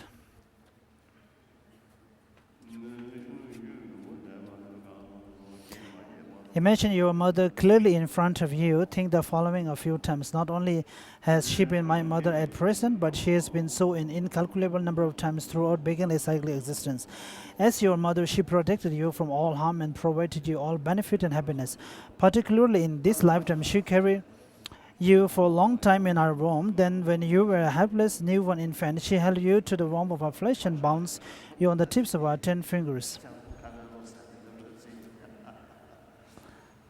I almost misspelled when we try to playfully between the Uzang and the Kham regions.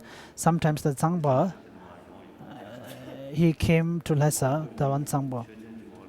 And under the strobe, it's written that my homage to Lama Tsongkhapa, and the one who comes from the nobleman who comes from Zang, even though he cannot read it well, but acting as he can read it very well. The strobe of Baukaling, he read misread like Sharhong Kabelo Sangta, means he was not able to clearly cut the passage, so it make a big mistake. So similarly here, the Tibetan term ma jeba, I was not able to correctly post where it is necessary to be posted.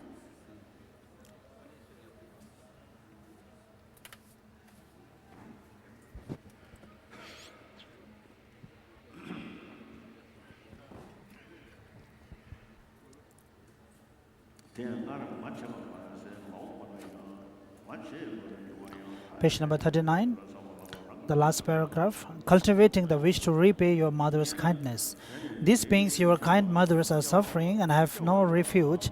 There is nothing more shameful than to do your best to liberate yourself from cyclic existence, while considering these beings, your mothers, unimportant and abandoning them.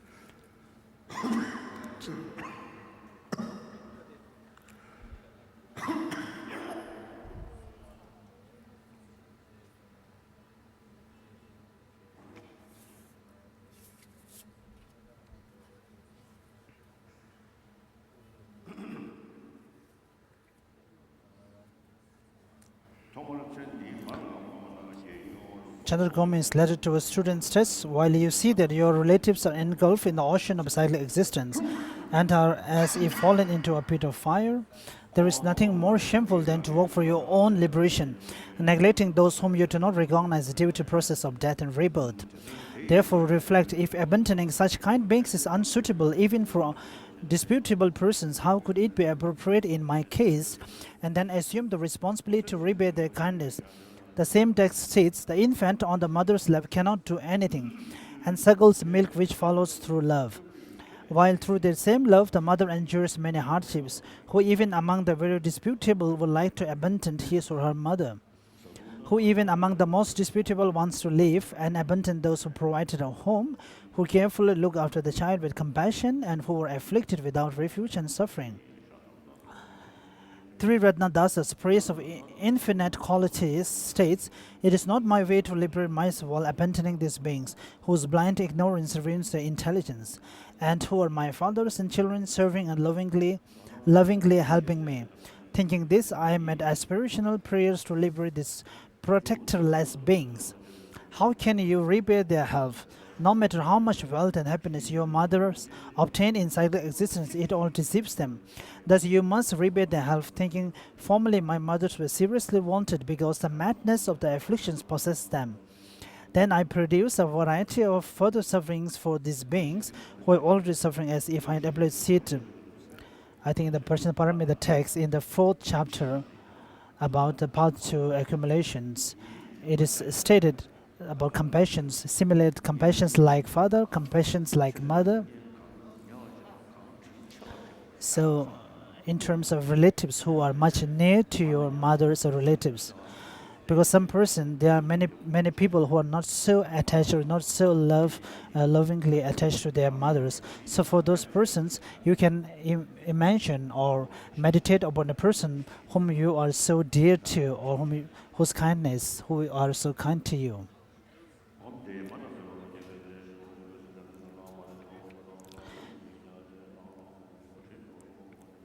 How can you repay them help? No matter how much wealth and happiness your mother obtained inside. Baba Viveka's Heart of the Middle Way states, furthermore, like applying salt to the wounds of those who have been possessed. Page number 41. By the madness of their afflictions, I created suffering for those sick with suffering. Now what else is there other than nirvana?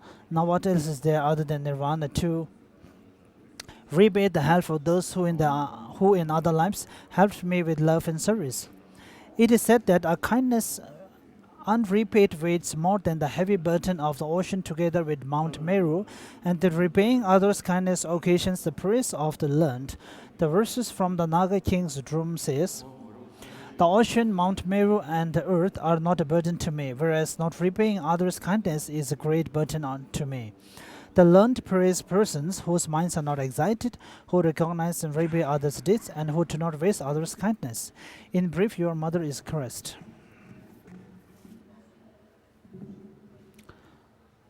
I have a short announcement between these. New PAPs are being issued this week and copies are available in the Junction Lumbrim Teaching Organizing Committee office and at the Tibetan Settlement office in Camp number 3. If you have friends who are waiting for their PAP, please check this list for their names. This is a new list available today. Thank you.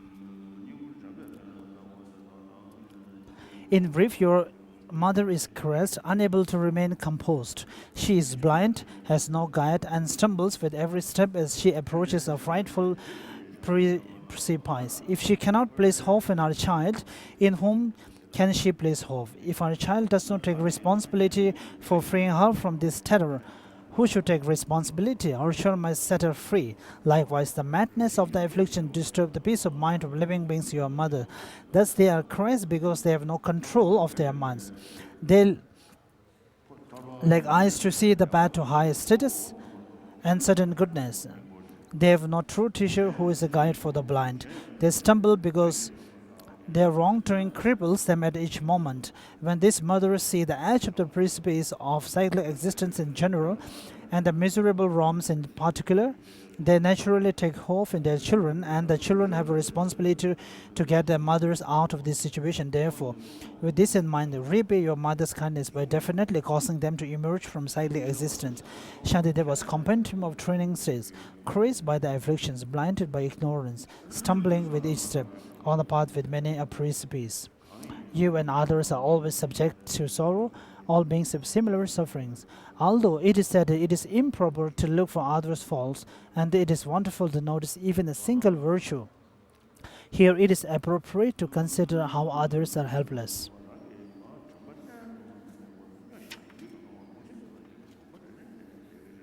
The development of attitude of being intent on others' welfare. The development of the attitude of being intent on others' welfare is 3 parts.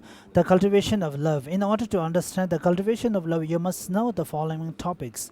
The object of love is living beings who do not have happiness.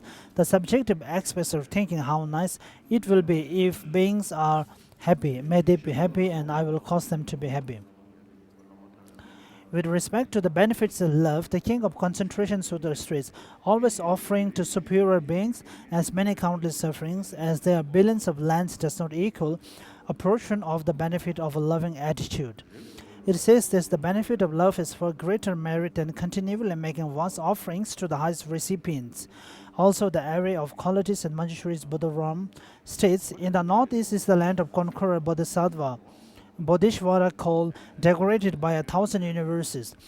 Their living beings have a happiness which is like the bliss of a monk who are experiencing a cessation. If you generate a loving attitude here in Jambudeva toward all living beings for mere snap of the fingers, the merit produced greatly surpasses the merit gained by keeping pure contact there for 1 trillion years.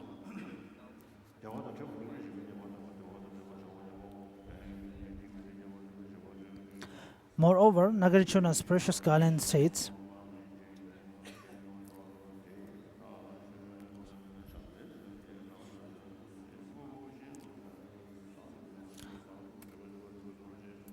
I read again here, always offering to the superior beings as many countless offerings as there are in billions of lands does not equal a portion of the benefit of a loving attitude. It says that the benefit of love is for greater merit than continually making vast offerings to the highest recipients. Also, the array of qualities in Manjushri's Buddha states, in the northeast is the land of conqueror Bodhishvara called, decorated by 1,000 universes. Their living beings have happiness which is like the bliss of a monk who experiences a cessation. If you generate a loving attitude here in Jambudeva toward all living beings for merely a snap of fingers, the merit produced greatly surpasses the merit gained by keeping pure contact there for 1 trillion years. Is there any need to mention the merit of abiding in a loving attitude both day and night? Moreover, Nagarjuna's Persian garland states, to over 300 small pots of food, even 3 times a day, does not equal a portion of the merit of a fraction of an instant of love. Even if you are not liberated through love, you will attain its 8 good qualities. Deities and humans will love you, they will also protect you. You will have joy and much physical pleasure.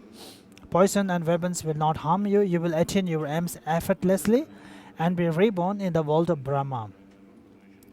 If you have love, deities and humans will love you and will naturally gravitate towards you. Moreover, the conqueror defeated Mara's armies with the power of love, so love is a supreme protector and so forth. Thus, although love is difficult to develop, you must strive to do so. The compendium of trainings said that you should think wholeheartedly about the verses of the Sutra of the Golden Light, which discuss the cultivation of love and compassion. It further says that you should at least recite and meditate on the following verse from the sutra. Through the sound of the sacred golden light's great drum, may the sufferings of the miserable realms, the sufferings brought on by the lot of death, the sufferings of poverty, and all suffering be extinguished in the three realms of universe of 3 billion world systems. On page number 44, the cultivation of compassion. In order to understand the cultivation of compassion, you must know the following topics. The object of compassion is living beings who experience misery through any of the 3 kinds of sufferings. The subjective aspects are thinking how nice it will be if living beings were free from suffering. May they be free from suffering, and I will cause them to be free from suffering. The step of cultivating compassion are first to cultivate it towards friends, then toward those beings for whom you have neutral feelings, and next toward enemies. When you have equal compassion for your enemies and friends, cultivate it gradually to all living beings in the 10 directions. Kamalashila, following the discourses on knowledge, set out this way of gradually cultivating impartiality, love, and compassion while distinguishing specific objects of meditation. It is an extremely important point. If you train in these attitudes of impartiality, love and compassion without distinction and taking of specific objects of meditation, but only using a general object from the outside, you will just seem to generate these attitudes. Then when you try to apply them to specific individuals, you will not be able to actually generate these attitudes towards anyone. But once you have a transformative experience toward an individual in your meditation practice as explained previously, you may then gradually increase the number of individuals you visualize within your meditation. Finally, take all beings in general as your object of meditation. When you sustain this practice in meditation, you will generate these attitudes correctly, whether you are dealing with individuals or a group. The way to cultivate compassion is as follows. Consider how these living beings, your mothers, experience general and specific sufferings after falling into cyclic existence. I explained these sufferings earlier. Moreover, if you have developed awareness of your own general and specific sufferings by training in the path of a person of medium capacity, you will access your own situation and cultivate compassion toward others. By following this method, you will easily generate compassion considering your own suffering, increase the determination to be free, thinking about others' suffering, increase compassion. However, if you do not first consider your own suffering, you will not reach the key point of practice. These are simple illustrations of how to meditate. Intelligent persons should meditate in detail on 110 sufferings that are observed with compassion. These are explained in the Bodhisattva levels. Furthermore, it is said the Bodhisattva's thoughts of suffering during the cultivation of compassion are more numerous than Sarvaka's thoughts, which perceive sufferings with an attitude of disenchantment, the final and actual knowledge of the truth of suffering for the Sarvakas. If you reflect from limitless viewpoints of how beings lack happiness and have suffering, you will develop much love and compassion. Moreover, if you think about this for a long time, your love and compassion will be strong and steady. Therefore, if you are satisfied with just a little personal instruction and neglect to familiarize yourself with the explanations of the classical texts, your compassion and love will be very weak. Moreover, after you have thoroughly distinguished the objects of meditation accordingly to the previous explanations, how compassion is the root, how the development of the spirit of enlightenment is the entrance to Mahayana, and so forth, you must then analyze these explanations with discerning wisdom and elicit the experience produced after sustaining them in meditation. You will not achieve anything with the unclear experience that comes when you make a short, concentrated effort without precisely clarifying the topic with your understanding. Note that this is true for other kinds of practice as well. Kamalashila's first stages of meditation gives a measure for the development of compassion. When you spontaneously feel compassion, which is the subjective wish to completely eliminate the sufferings of all living beings, just like a mother's wish to remove her dear child's unhappiness, then your compassion is complete and is therefore called great compassion. Here Kamalashila says that when you spontaneously feel compassion for all beings commensurate with the mother's compassion for her dear and small suffering child, then you have completely perfect great compassion. Through this, understand the measure for the development of great love as well. Taking that passage as point of departure, Kamalashila says, when you have committed yourself to being a guide for all living beings, as conditioning yourself to great compassion, you effortlessly generate the spirit of enlightenment, which is the nature of aspiring to excel perfect enlightenment.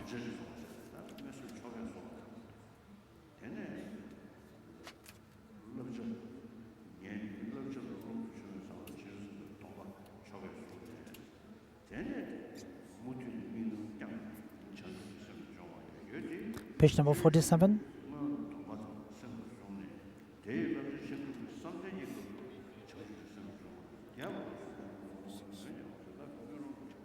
Sorry, page number 46. For instance, the last paragraph. For instance, in engaging in the bodhisattva deeds, first there is a description of adopting the script of enlightenment and taking the vow, and then a detailed explanation of how to practice the spirit of enlightenment in the context of meditative stabilization. However, even in order to establish yourself as a proper recipient for these practices, you must first train in many kinds of early attitudes. After you have trained your mind by thinking of the benefits, by practicing the 7 branches of worship, and by going for refuge, and after you have come to understand the trainings, then you develop the desire to maintain the spirit of enlightenment. Some say rightly, through merely uttering the words, that in order to progress on the path, you must go on increasing your knowledge of emptiness. In order to progress on the path, you must likewise first sustain the spirit of enlightenment in meditation and then increase it in an ever more special way the higher you go. But those persons do not even merely utter these words. This is the one-way travel by all the conquerors, the 22 kinds of spirit of enlightenment taught in the ornament for clear knowledge. Understand this from the great trailblazers' explanations concerning how to progress on the path by means of these two, the spirit of enlightenment and the knowledge of emptiness. The cultivation of wholehearted resolve.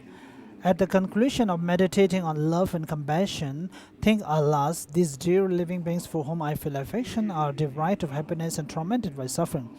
How can I provide them happiness and free them from suffering? Thinking in this way, train your mind and at least this thought in order to take on the responsibility to these living beings. Even though this thought was described in the context of the practice of repaying your mother's kindness, here it indicates that it is insufficient to have the compassion and love which merely think. How nice it will be if they had happiness and were free from suffering. For the thought that assumes responsibility shows that you must develop the compassion and love which have the power to induce the result. I will provide happiness and benefit to all living beings. It is very effective if you practice this continuously, being mindful of it in all of your physical activities during the period of post-meditation and so on, not just during the meditation sessions.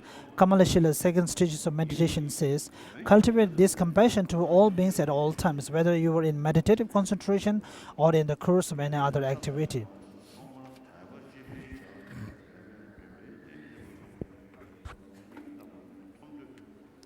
Page number 48. Here, compassion is just one example. You must do the same when sustaining any meditation.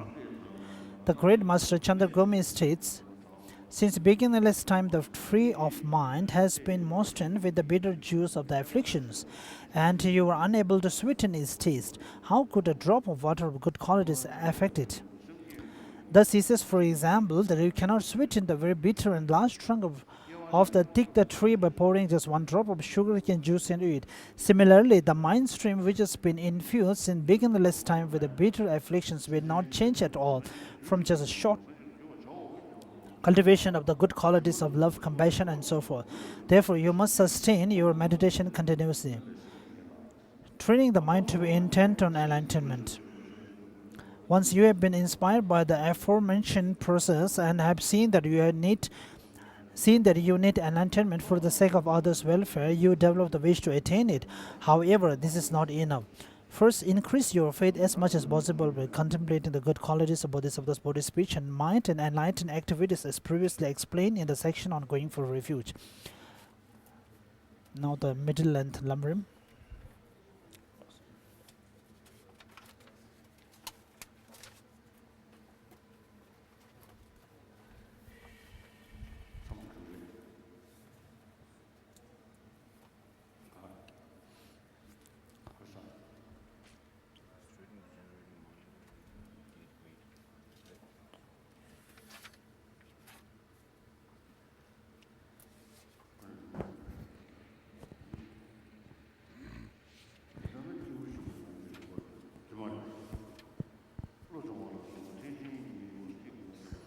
On the page number 132, middle and Lamrim,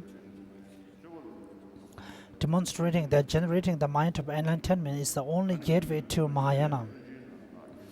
This is 8 points, ascertaining the Mahayana as the sutra and mantra vehicles, and generating the mind of enlightenment is the only gateway to it. Therefore, as it is necessary to enter the mind, you come to think about how it is to be entered.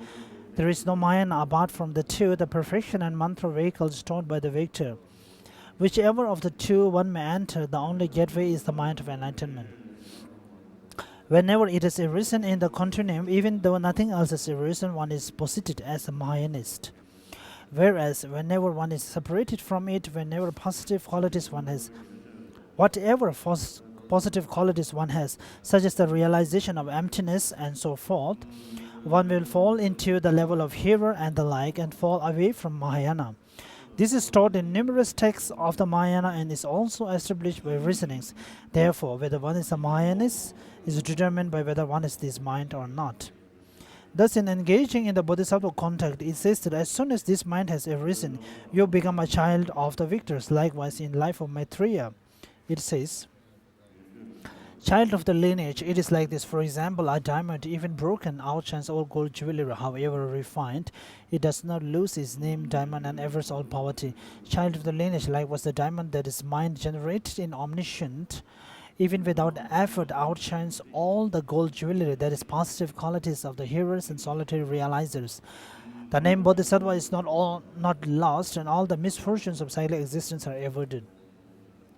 If that mind exists even in someone untrained in contact, he is said to be a Bodhisattva. Therefore, it is not sufficient for the Dhamma to be Mahayana. Rather, it is important that the person has entered the Mahayana. Whether you become a Mahayanist depends on the mind of enlightenment itself. If that mind is no more than an intellectual understanding, your being a Mahayanist is the same. On the other hand, if you have a fully qualified mind of enlightenment, you will also become a completely pure Mahayanist. Therefore, you should strive for that. With respect to this, it says in the area of Stock Sutra, child of the lineage, the mind of enlightenment is like the seat of all the Dhamma of the Buddha. Since you need to gain certainty about this, it will be explained. Since water, manure, heat, soil, and so forth act as causes for a rice sprout, when combined with the rice grain, and act as causes for sprouts of wheat, pulses, and so forth, when combined with their respective seeds, they are common causes. Since a barley seed is not suitable as a cause of a rice sprout and so forth, even if the conditions are gathered together, it is the uncommon cause of a barley sprout, while the water, manure, and so forth that cooperates with it are the common causes of the barley sprout. Similarly, among the causes for a Buddha sprout, the mind of unsurpassed enlightenment like the seed is uncommon cause, whereas the wisdom realizing emptiness like the water, manure, and so forth is the common cause of the three enlightenments.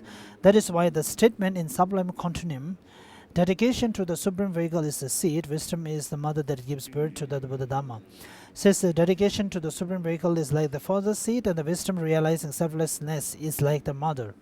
For instance, since a Tibetan father cannot have a child which is Indian or Mongolian, the father is the cause that determines the lineage. On the other hand, a Tibetan mother is like the common cause, since she can give birth to different children. In its praise to the perfection of wisdom, Nagarjuna also says that hearers and solitary realizers equally rely on it.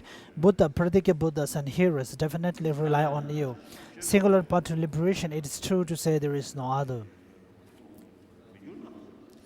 That is why the perfection of wisdom is also said to be the mother, since it is the mother of the sons of both the Mahayana and Hinayana. It is not the wisdom realizing emptiness that distinguishes the Mahayana and Hinayana. Rather, it is the mind of enlightenment and the vast contact that distinguishes them. In Precious Garland, they are also taught to be differentiated not by the view but by the contact.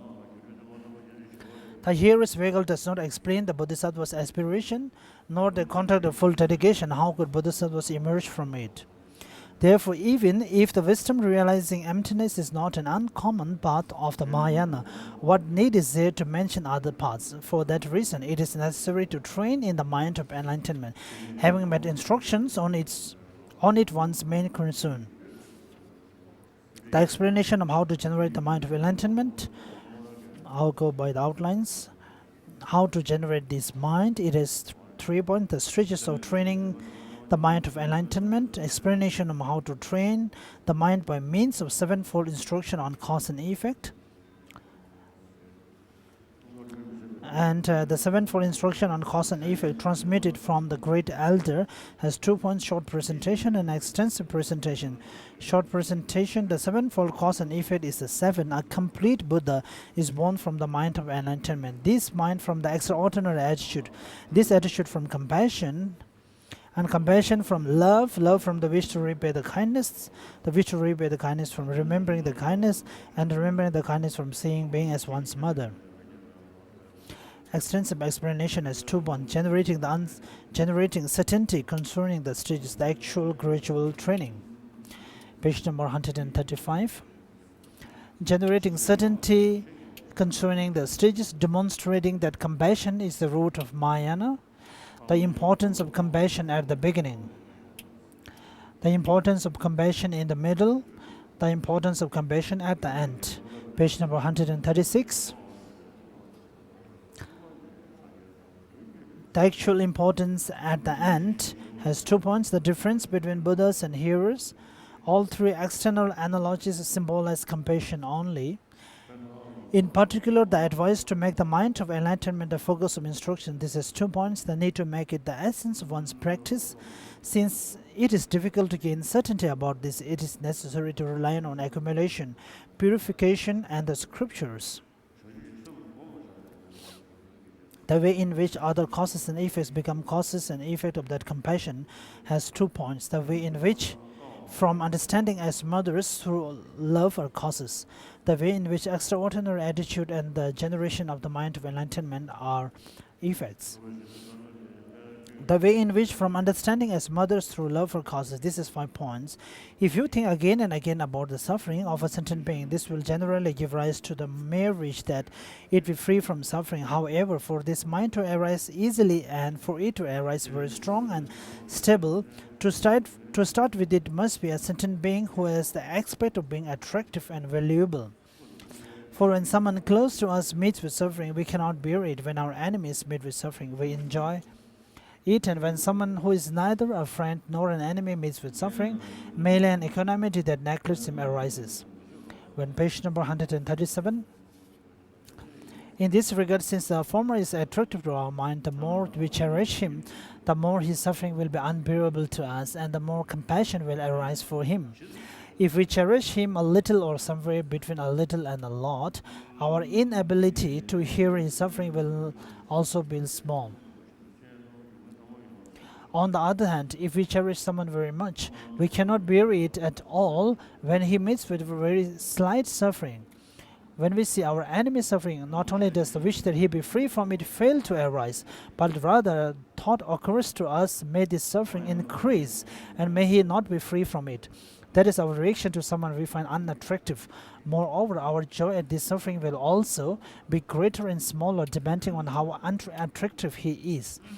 With respect to the suffering of someone who is neither a friend nor an enemy, it is neither that we cannot bear it nor that we enjoy it. That is our reaction when someone is neither attractive nor unattractive. If this is done meditating on sentient beings as our relatives is for the sake of making them attractive to us, however, since the person we are most closely related to is our mother, the 3 meditating on them as having been our mother, remembering their kindness and the wish to repay their kindness, establishes them as dear, as attractive. The love that holds sentient beings to be delightful as an only child is the effect of these 3. It produces compassion. With respect to the love that wishes them to meet with happiness and compassion, there does not seem to be any certainty as to which one is the cause and which one is the effect. This meditation on sentient beings as our relatives has been explained by Acharya Chandrakriti, Venerable Chandra, the Acharya Kamalashila, as the cause for the mind of enlightenment to arise. The way in which extraordinary attitude and the generation of the mind of enlightenment are effects, this is 2 points: the doubt and response. It should really be sufficient if compassion having arisen due to such a gradual training of the mind, the wish arises to attain enlightenment for the welfare of all sentient beings. Why is the extraordinary attitude inserted between them? This is 2 points. Although there is immeasurable compassion, there may not be the extraordinary attitude of taking the responsibility upon oneself. Page number 138. Although hearers and solitary realizers also have the immeasurable compassion and love that they think, if only sentient beings were to meet with happiness and only they were free from suffering, still those who are not Mahayanists do not take the responsibility to accomplish happiness for all sentient beings and to eliminate their suffering. Therefore, it is necessary to generate the extraordinary attitude, the special attitude of those with brave hearts. You understand this from a quotation from the sutra requested by Sagaramati in the commentary on the Sublime Continuum.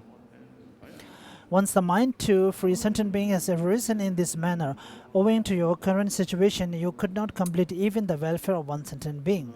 Not only that, even if you were to attain the state of 2 kinds of arhats, you would only be able to complete the welfare of a few beings, and their welfare will be merely accomplished liberation, since they cannot establish them in omniscience. Who could complete the temporary and final welfare of limitless beings? If you reflect in this vein, you will come to understand that only a Buddha is able to do this, and you will generate the wish to attain Buddhahood for the welfare of sentient beings. The actual gradual training, the training in the mind striving for the welfare of others, laying foundation for generating this mind, producing an economist mind towards sentient beings. Let's turn to page number 139. Among the 2 types of economist mind that have been taught, one that is the aspect of establishing living beings lacking mental afflictions such as attachment, hatred, and so forth, and one in which oneself is free from attachment and hatred towards sentient beings is here. It is the later. Since this is the order of meditation by which it will easily arise, initially you should take as your object of meditation a person who has neither helped nor harmed you, and through eliminating attachment and anger, and accomplish an economist mind. When an economist mind towards that person has been accomplished, you then need to accomplish an economist mind with respect to friends and relatives. A non-economist mind towards them is to be biased due to attachment and hatred, or not to be economist due to lesser or greater attachments. When you are economist towards them, you should cultivate an economist mind towards your enemies. The lack of equanimity towards them is due to hatred that derives from seeing them as totally incompatible with yourself. Having become economist toward them, you should cultivate an economist mind toward all sentient beings. Moreover, the following 2 thoughts are taught in Kamalashila stages of meditation.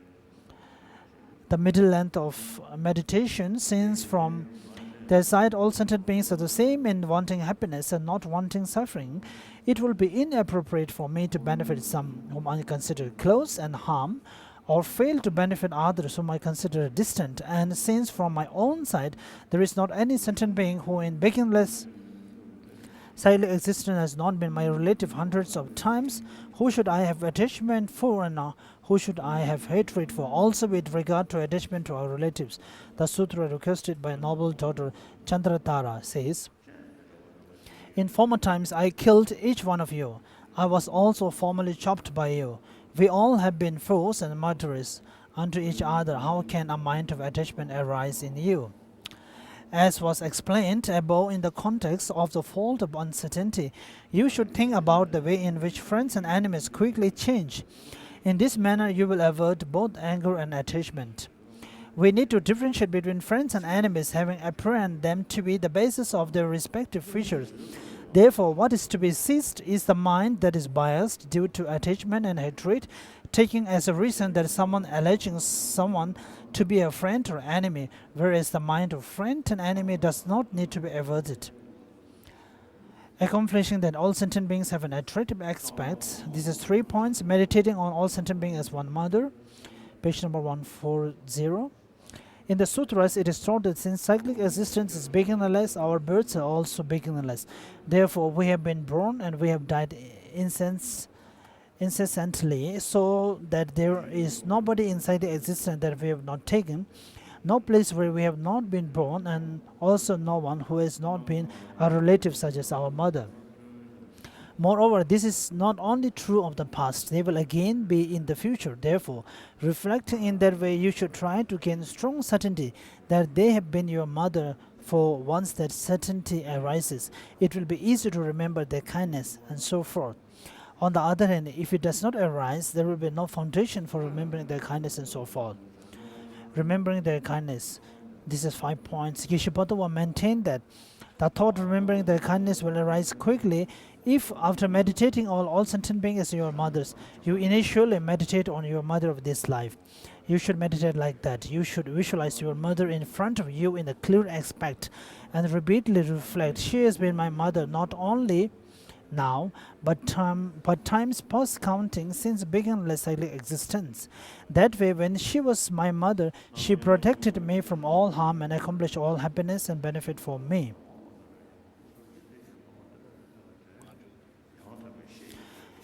The way in which she also protected you in this life. Third, a mother cherishes her child more than herself.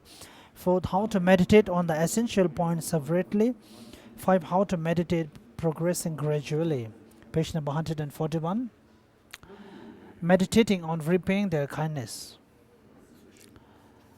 These are 4 points. Even though you do not recognize them due to birth, death, and transmigration, it will be shameful to neglect them. Second, to neglect those who have been kind does not accord with self-manner. Third, as it will be inappropriate to repay the benefit with something contaminated, one should liberate them from ignorance.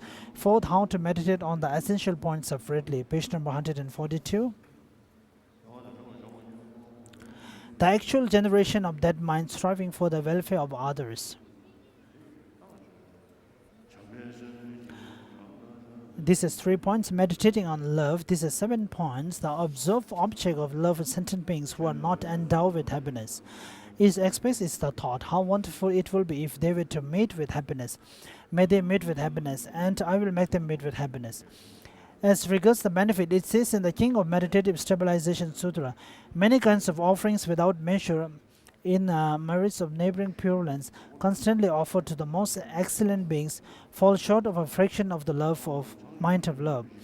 This is to say that merit is much greater than that of constantly making offerings of things to the field, that is final object with these vast things.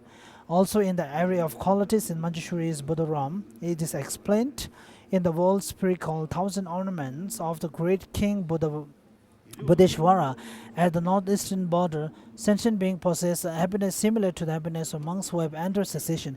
If a mind of love to all sentient beings generated in this field for as little as the duration of a finger snap produces far more merit than a celibate practicing pure contact, therefore 100,000 millions of years, what need is there to mention that of abiding in that mind day and night? In Nagarjuna's precious garland, we also find 300 small pots of food one offers 3 times every day fall short of the merit of love sustained for the duration of just 1 moment.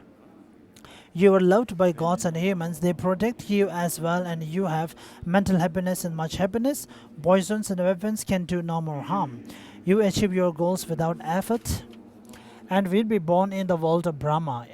Even if you do not reach liberation, you will win the 8 qualities of love. If you have love, you are loved by gods and maids, and they naturally gather around you. Since even the victors debate the horse of Mara by force of love, it becomes the best of protectors and so forth. The stages of meditation on love are to respectfully meditate initially on love for your friends and relatives, and then for neutral persons, then for enemies, and then for all sentient beings. The way in which to meditate on love is as follows. Just as compassion arises when you reflect again and again on how sentient beings have the suffering of suffering, likewise you should reflect again and again on how sentient beings like contaminated and uncontaminated happiness, and on the manners in which they are devoid of happiness. Once you have familiarized yourself with this, the wish for them to meet with happiness will arise naturally. In addition, having directed your mind to the various kinds of happiness, you will then provide sentient beings with them. Meditating on compassion. This is the sixth point, the observed object of compassion. Second, the aspect of compassion. Third, the sequence of the meditations on compassion. Fourth, the main point of meditating in that sequence. Fifth, the way to meditate. Final, the measure of arising of compassion. We're in page number 144. Meditating on extraordinary attitude. This is 2 points. Having meditated on love and compassion in this manner, finally you will think, alas, if these sentient beings who are pleasant and attractive to me are thus deprived of happiness and tormented by sufferings, how shall I make them meet with happiness, and how shall I free them from suffering? In taking upon yourself, at least in mere words, the responsibility to liberate them, your mind is trained. Although this point has already been made briefly in the context of repaying their kindness, it is shown here that the love and compassion, that how wonderful it will be if they were to meet with happiness, and how wonderful it will be if they were free from suffering, and not sufficient, are not sufficient. This is because of the need that was taught to generate the love and compassion capable of inducing the thought, I myself will accomplish the happiness and benefit of sentient beings. This is not to be done just during meditation sessions, but is to be sustained continuously, remembering it during all behaviors after the sessions and so forth, as is taught in the stages of meditation. Training in the mind striving for enlightenment. Once you realized, urged by the steps explained so far, that the enlightenment is necessary for the welfare of others, you will also develop the wish to attain it. Nonetheless, since that in itself is not sufficient, at the beginning you should increase your faith through thinking about the positive qualities of the exalted body, exalted speech, exalted mind, and enlightened activities that they are explained.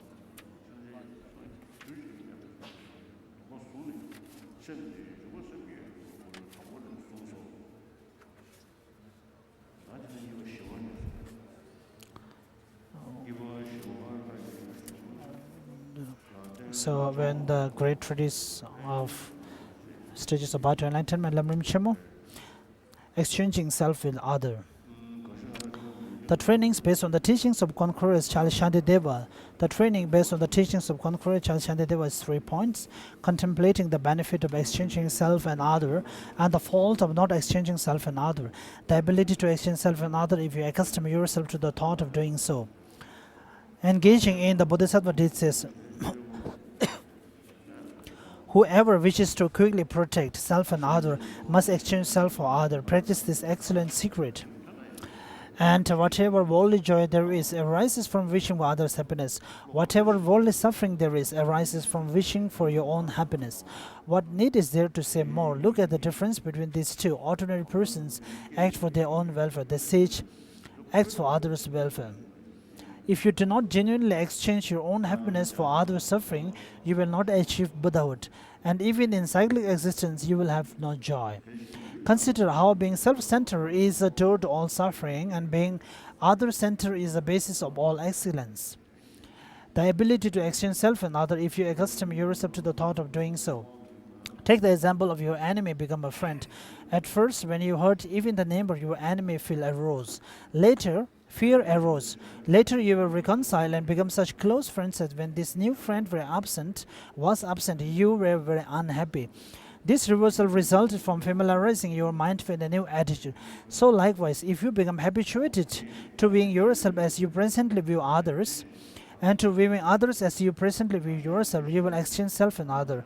Engaging in the Bodhisattva teaches, do not turn away from this difficulty. Although you were frightened upon hearing someone's name, now due to the power of conditioning, you dislike that person's absence.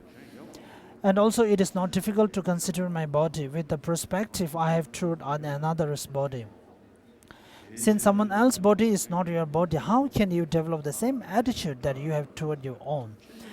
Your body was produced from your father's semen and your mother's blood. Even though it was produced from a portion of semen, someone else's body, you conceive it to be your own by the influence of previous conditioning. Similarly, if you become accustomed to cherishing another's body as you presently do your own, you will view it with the same perspective that you now toward your own body. Engaging in the Bodhisattva's deed says, therefore, just as you conceive I with respect to the drops of semen and blood of others, so you can be conditioned to cherishing others as you to yourself. reflect thoroughly on the benefits of being other-centered and the faults of being self-centered. Thereby, you will produce from the depths of your heart a great delight in meditating on the exchange of self and other. Then recognize that you can actually generate it once you have become habituated to it. The stages of meditating on how to exchange self and other. The phrases exchanging self and other and making oneself others and others oneself do not indicate a training in an attitude which thinks I am others or others' eyes, etc. are mine. They indicate a change in the orientation of two sets of minds, cherishing yourself and neglecting others. So thinking that the self and other does not exist intrinsically or naturally. And similarly, the mind comprehending self as existing self-substantially is also same. And also the self-centered feeling is also accompanied with the mind of comprehending everything existing by itself. So the self and other which appears like existing innately or intrinsically, but in reality it is not so. So if you are able to see to it that it does not exist innately, then of course it harms, or it becomes antidote to the feeling of self-center, which is combined with the afflicted emotions. As I've explained before, the real self, backed by the wisdom and intelligence, if you're able to benefit yourself immediate and for the ultimate goals, then it is really fortunate and fruitful. I think for this, the engaging in the deeds of bodhisattva text composed by Shantidevas is very immense and helpful. I think it's stated that it's being composed in the 8th century, and from 8th century till the 20th century, for over 1,000 years, the training in the mind of exchanging self and others, and also training in the mind of bodhicitta, there is no other text or no other greater than what is being explained in this text. And even in India, there are many practitioners who are following this, and even in Tibet, irrespective of the different sects of Sayagya, Kagyu, and all the traditions, all the practitioners follow this text for practicing the bodhicitta. So this is really very, very precious.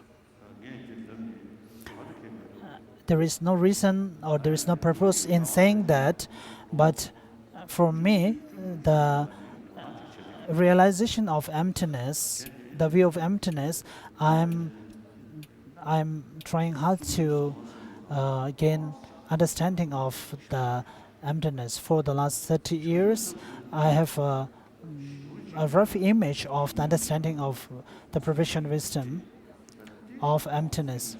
But for the bodhicitta, the mind for enlightenment, I always saw it as something very far, something not to be accumulated or gained immediately. But from the later part of my 30 to 40s, something around the year of 1967, I received the teaching from Kuno Lama, Tenzin Gyaltsen, the transmission of Guide to the Bodhisattva's Way, and from there on, I developed a very close relation with this text, and this text is very powerful. And most importantly, through this text, it proves through the logical reasonings, the faults and the mistakes of self-centered feeling are explained evidently in front of us. But many things are not able to prove logical reasoning evidently to all of us. But through this text, the faults and mistakes and the problems that it will bring by the fault of self-center and the beneficial qualities of other-center, all the feeling to cherish others are very evidently explained. But for certain kinds of personalities, it will be easier for them to practice or train in the exchange of self and others. And through these practices, So for them, it is easier to generate a mind for enlightenment through the first generating the great compassion and then extraordinary intent, and gradually from that recollecting the mother's kindness, and also special mind of recollecting the mind's kindness, and from that gradually generating the mind of exchanging self with others, thinking about the beneficial qualities of self-center and the fallen mistakes of self-center. Then from it, gradually generating the compassion and love and the extraordinary intent. So the both ways of generating the bodhicitta through 7 cause and effect instruction and exchanging self others are actually have to be combined together to be practiced.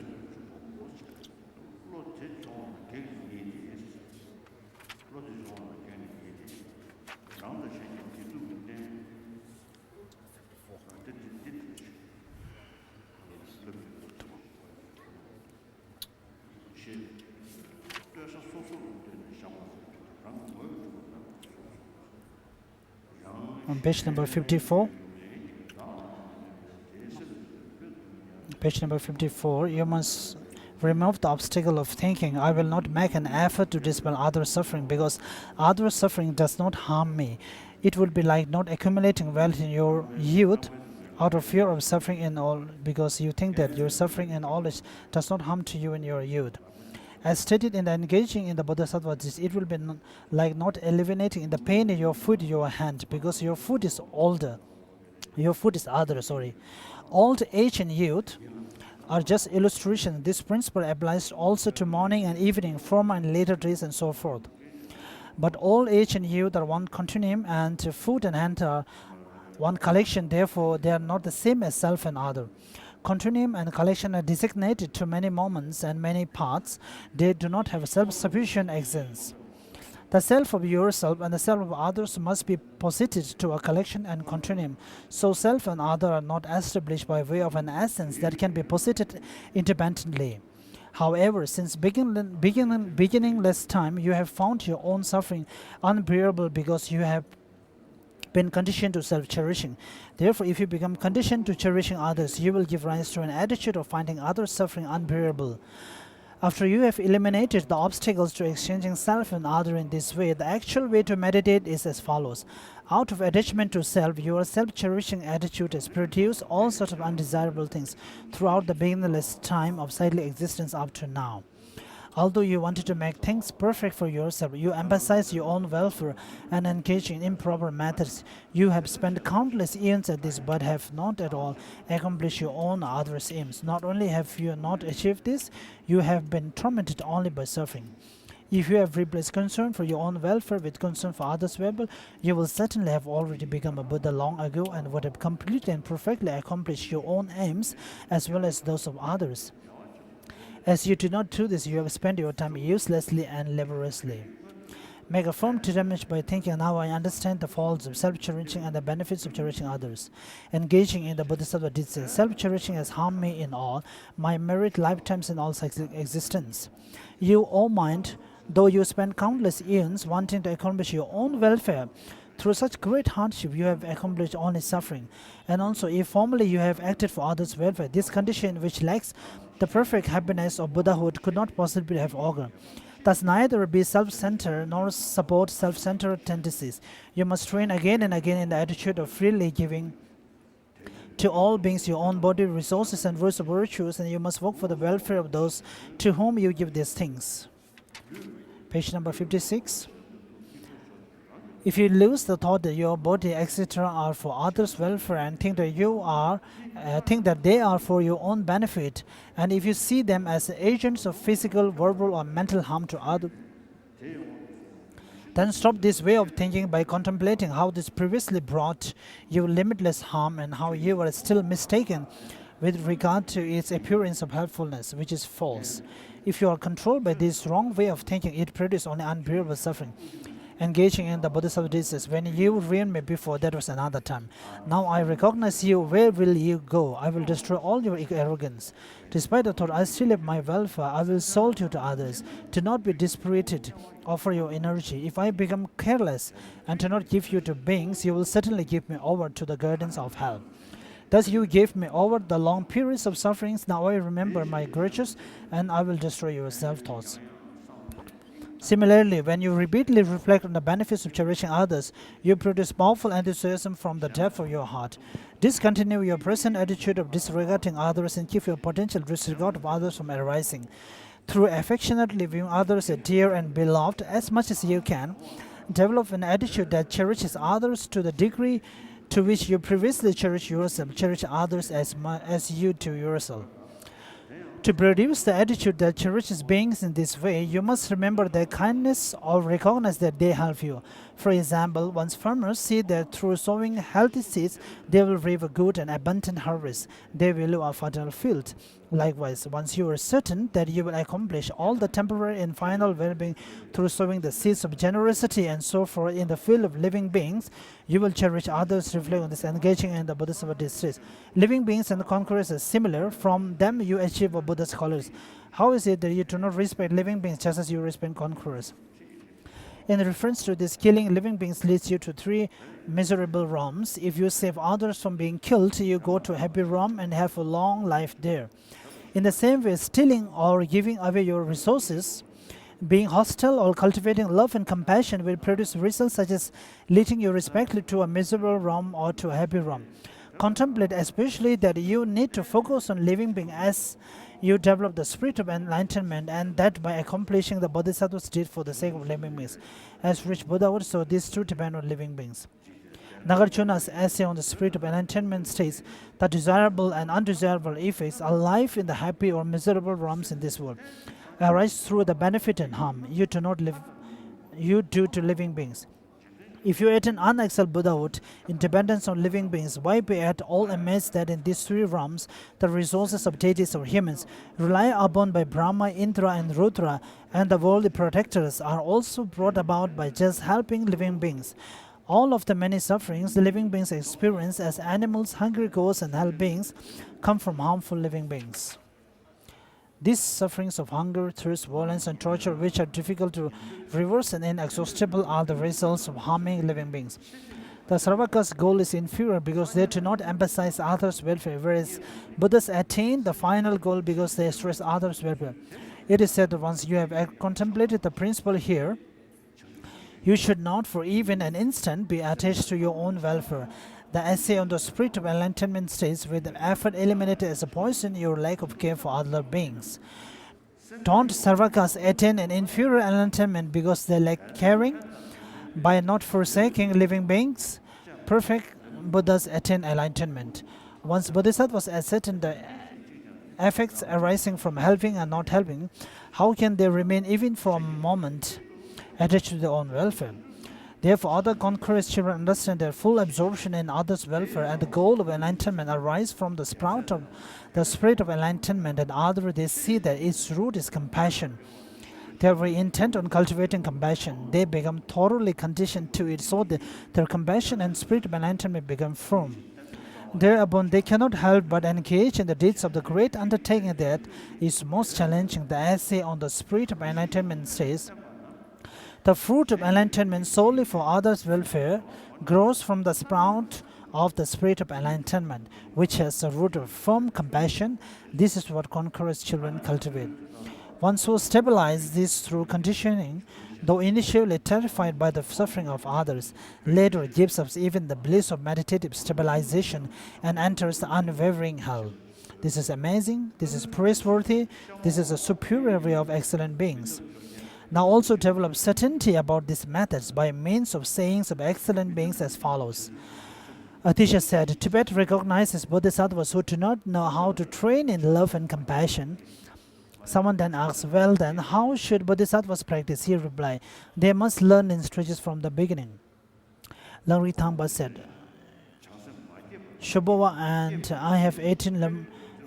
I have 18 human strategies and 1 horse strategy for a total of 19. Our human strategy is simple: to develop the spirit of highest enlightenment and then learn to do whatever we do for the sake of living beings.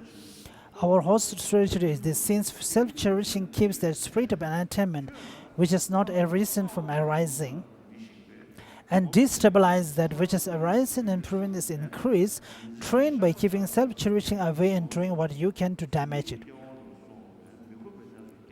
Cherish living beings and do whatever you can to help them. Nenjorba Chimbo explained to Geshe Tomtemba that he had this and that meditative concentration wherein the energy balances and absorbs and so forth. Geshe Tomtemba replied, even if you have a meditation undisturbed, even by the beating of a large drum close to your ear, and you do not have love, compassion, and the spirit of enlightenment, you will be reborn in a place that to avoid you must now confess day and night. Tomtemba thinks that Nenjorba Chimbo is proceeding so as to cause this rebirth in a state lacking leisure, such as rebirth as an alternate being or formless realm or like. Kamlongpa said, through your disinterest in living beings who are what is more important, you will also do the same to us. Whether you plant the roots of Mahayana or not, or whether you have genuinely entered the Mahayana or not, is founded upon this. Therefore, always consider what you should do to develop this. It is excellent if you do develop them, you will not have let it remaining. So understand the measure of producing the spirit of enlightenment is previously explained, so I will stop here. So mental offering. Repeat the announcement for all the foreigners. New PAPs are being issued this week and copies are available in the Chanchup Lamrim Teaching Organizing Committee office and at the Tibetan Settlement office in camp number 3. It is the place where you met your entrance pass. If you have friends who are waiting for their PAP, please check this list for their names. There is a new list available today. And for another one, the public toilets are available outside gate number 4. Thank you.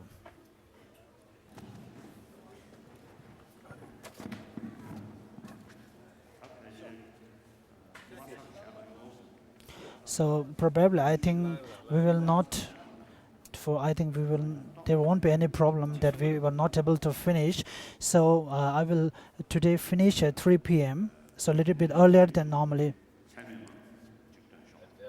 So after the Lamrim prayer, please say a prayer of vote of truth.